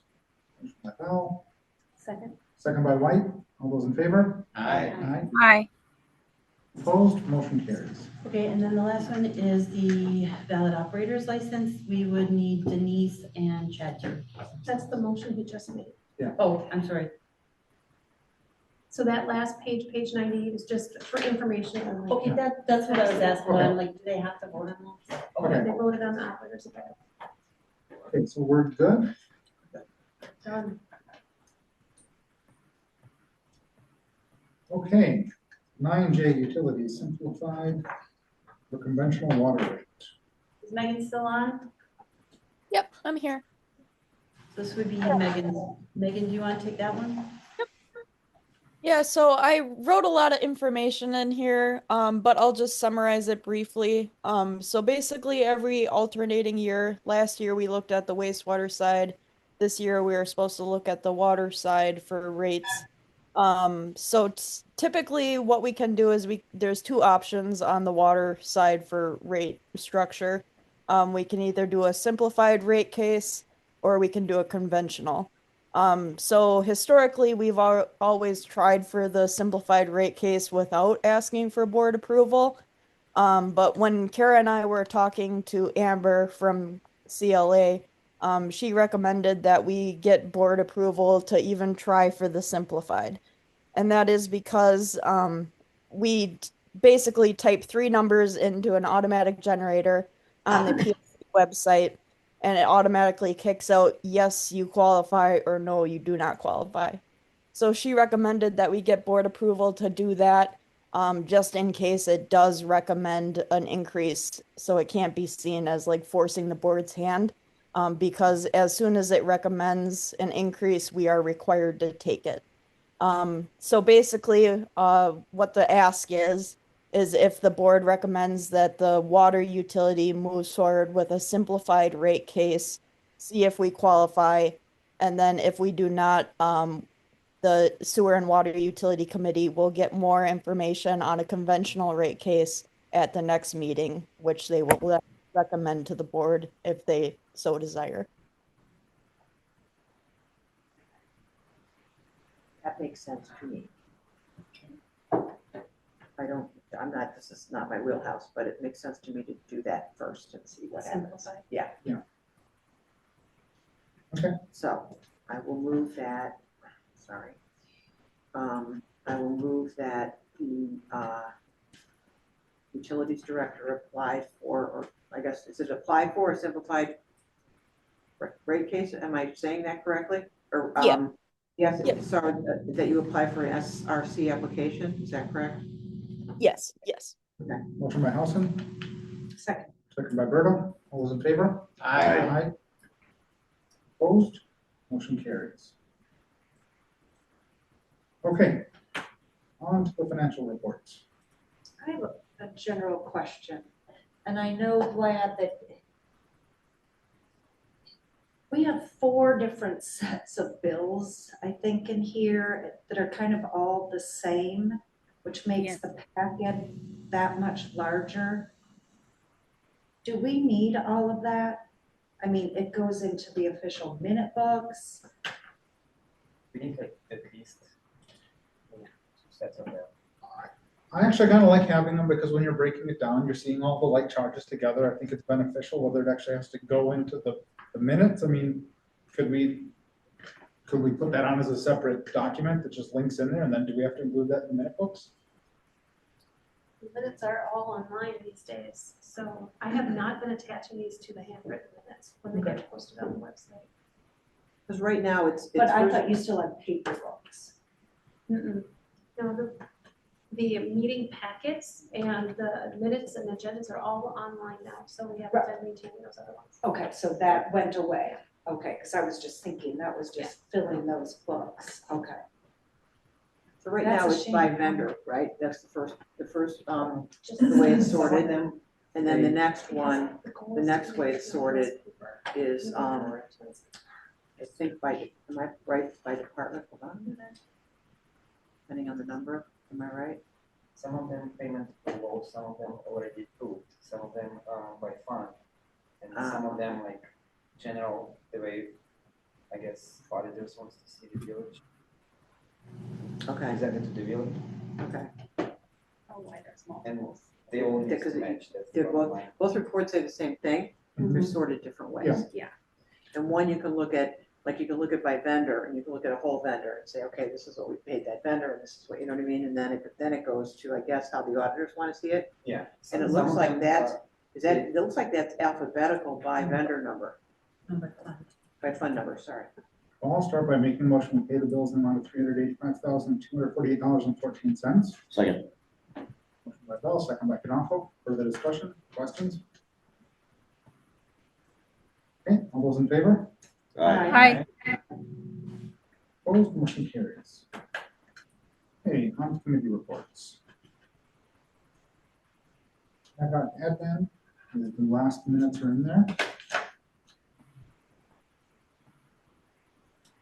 Finance is not met, fire board, Not much to add, other than that they are requesting that we, I gotta find my notes. well, I mean, like, let's just break it down and ask questions, because I think we burned quite a few hours, a lot of late minutes for staff, because every minute we spend these, trying people longer. So does anybody have questions about fire board? Historical. I'm sorry, I don't have any minutes because the secretary didn't get them to me. Library? Question. Yes. So I see that, where is Richard Kingsbury is the new facility operations manager. Yes, Is he the husband to Julie? he is the husband of Julie. Is there a conflict of interest? For me, no. Not for you, for the chair of the committee. So I guess I would ask you as the library rep. Yes. To ask that question, either of Julie or the attorney or something on her voting on different things and whatever. That's my question. Yeah, I had the same thought. I also understand that role is not the easiest to fill, It's tough. but so it still is good He to seems to know. be a quality guy doing the work. Yeah, you know, how many people have been in that role since you've been on the library? I'm sorry, what? How many people have been in that role? Twice, two So it's people. two people? Yeah, In the last yeah. year And and some that's, change? FMA's Hardware, who is now working for the lumber company and couldn't do it any longer. If nothing else, asking that question makes it very transparent, so that everybody knows that. So it sounds like his wife made him do it. Made him? We should get that on the record too then, Chad. I mean, good for her. So then just for a future topic of conversation, in case there are people who didn't read all the committee minutes, that members felt strongly that sharing any of the 37 parking spaces was not an option due to the heavy use of the library facility when we talked about sharing that parking lot. And they also discussed maintaining the right to expand, but stated that right now is not that time because on the original plan, it shows room for expansion. Into where? To the library, But I mean, where would the library expand to? probably. But are they allowed to do that if the village owns that? It was on the plan that was approved. Expand the building. Within the same Building. lot. Within their same lot? Which would mean go back. Right, so that doesn't affect the No. lot right next to it. So just real quick, so the agreement says that they reserve the right to expand. If they did that, it may impact their parking. I think it's the only concern with the Mill Road lot or the Parks Maintenance Building. So it's 37 now, but they reserve the right that they may need more if they decide to expand the building. Do they automatically get them? You know, if their expansion project would meet code, then they would automatically get more stalls. The way Even if the it agreement- goes into the lot of the parks? Department? No, they wouldn't. No, we automatically wouldn't get- let them do that. 'cause Okay. then it'd be Separate lot. Just want to make sure. So then they'd still be subject to zoning, so they'd have to figure out what they're gonna do with parking then if they want to expand. Okay. All right, Marina?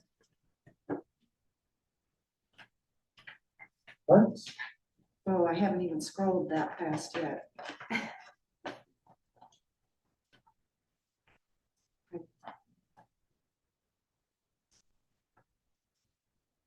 Anything for parks? Personnel?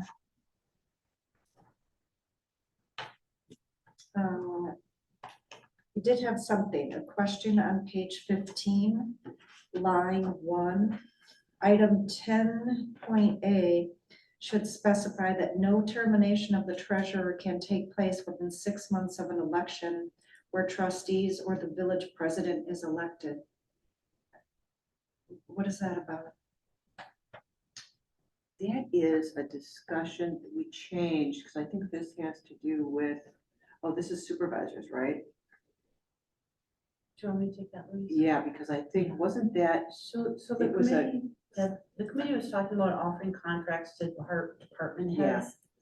And so, I was to reach out to the listserv to see, did anybody have examples? And we did Right. get an example from another community that said they put that in their supervisor contracts, because if you have board members that maybe they get on a board because they have an issue with a staff person, at least you're not firing that staff person right away, they're given some protection. So it was in the employee contract to protect the employee from board members getting on a board to live out a vendetta, basically. Okay, thank you. Strange, but thank you. Plan? Anybody have any questions? SBAA? Anybody have any questions? Tourism zone? the annual meeting is Thursday. The last couple of meetings have been, last one was exec. And it was mostly about, room tax issues. Okay, we want to accept the. Board of review. Oh. On page 21, line 29, talks about posting for open book and board of review within the village and on the village website took place on. Oh, forgot to fill in the date. Yep. Well, I was in a hurry that night. Okay, we'll fix that. Thank you. Thank you to Kurt and Luis for showing up. Sure. Welcome. Be quiet. Had a good conversation with Zach. Why did nobody else show up? I was in Seattle. Ah, that counts. Yeah, It was very quiet, but I know some of the people on the absent list actually. Big Well, just vacation Heidi's times, they already got macaroni and kids, cheese. they get out of school and you make I a was trip gonna right make away. chicken Alfredo this year, but nobody wanted to come to my meeting, so you guys missed I out. did. damn it. That'll be your church picnic. You betcha. Okay. So do you want to make a motion? We accept the committee reports? I'll make that motion. Motion by Second. Polanco, second by Harf. All those in favor? I, Opposed, motion carries. Okay, 11. Matters to be placed on future agenda. We want to make sure that the Lily Rose Co. correspondence makes it in the next packet. Referring Lundquist to plan, right? Correspondence that they received. Yeah. Or Zaza to plan. And then also we want to review the fee schedule the next board meeting. And we're referring, okay, don't remember the name of the development. Luna to plan. And the admin building. Is there any updates on any of the lawsuits that are happening within us? Executive session. Oh, But I mean, like, is there another one you want us to revisit? no, mean, I like, didn't right see now- that material in this. So I had a meeting actually with the attorneys today, and they asked that we put that on our next meeting for executive session, but they were gonna talk to Nate first. Okay, Okay, which one is that? Okay, so that'll be on the next. next. And Chad, you're saying you didn't get the information you were looking for from the Clinton one? No, she sent me the Okay. information, no, Okay. a while back. I just was wondering if there's updates. There was today that they said, let's do it, but they wanna talk directly with the board, but they wanna do it at the next meeting, because we Well, just had obviously that today you conversation. can't. today. Yeah. All right, sounds good, thanks. Okay. Anything else? Okay, then we've got 2 items for executive session. My apologies, Patrice, this is the first time this is impacting anyone but I am no longer permitting people to do executive session remotely. So unfortunately, you won't be able to join us here. My apologies. But you have to have permission to do remote for a meeting, and I'm happy to understand that Teresa's did that just because she showed up. But strictly speaking, according to the bylaws, you actually have permission of the village president ahead of time to participate in a meeting remotely. It's in the bylaws. So, okay, motion to go into executive session. We did in the past. Yeah, I'm not doing that again. Oh, okay. Well, I'm That just- there's, I'm just that's talking commenting, to some that's other. It's pretty irregular to do that. Okay. There was one time, after that, I did say, we're not doing this again. Okay. This way. Okay, so motion to go into executive session pursuant to 19851G. Confer with legal counsel or with who either orally or in writing has advised the village board on strategy to be adopted with respect to a current or likely litigation, Alliance Construction contract. Motion by Bell. Well, don't we want to do A and B together? Okay, we'll put on B2 then. So also in 19.5C, consider employment promotion compensation performance evaluation for a public employee over which governmental body has jurisdiction or exercises responsibility, village administrator compensation and benefits. Okay, that's a motion by Bell, Second. second by Berto. Roll call. Bell, yes. Berto, yes. Franco, yes. White, yes. Housing, yes. Harp, yes. Okay, we're in close. Okay, I'll make a motion that we come out of closed session. Motion by Bell, Second. second by Kadanko. Roll call vote. Bell, yes. Berto, yes. Franco, yes. White, yes. Housing, yes. Harp, yes. We are out of closed. Is there any motion somebody would like to make? Heidi, would you like to read the first motion? A motion to extend the contract with Alliance Construction for the schedule discussed. I'll make that motion. Motion by Bell, Second. second by Harp. All those in favor? Aye. A Opposed? motion, oh, go ahead. Motion carries. Okay. A motion to amend the document as discussed in closed session and be presented by the village attorney. So moved. Second. Motion by Berto, second by Kadanko. All those in favor? Aye. Opposed? Motion carries. There's one more thing I wanted to refer to another committee. Is it too late for that? So I'm not past that item, or can I would like the housing committee, next time they meet, I think they should talk to Mary Lou Devley and Nick Devley. Because if they're building 51 units in this village, we should see if there's anything we can work with them. They're building 51 units. Potentially. Potentially on the road right next to the old patio. Okay. Motion to adjourn would be in order. So moved. Second. Second by Kadanko. All those in favor? Aye. We're adjourned.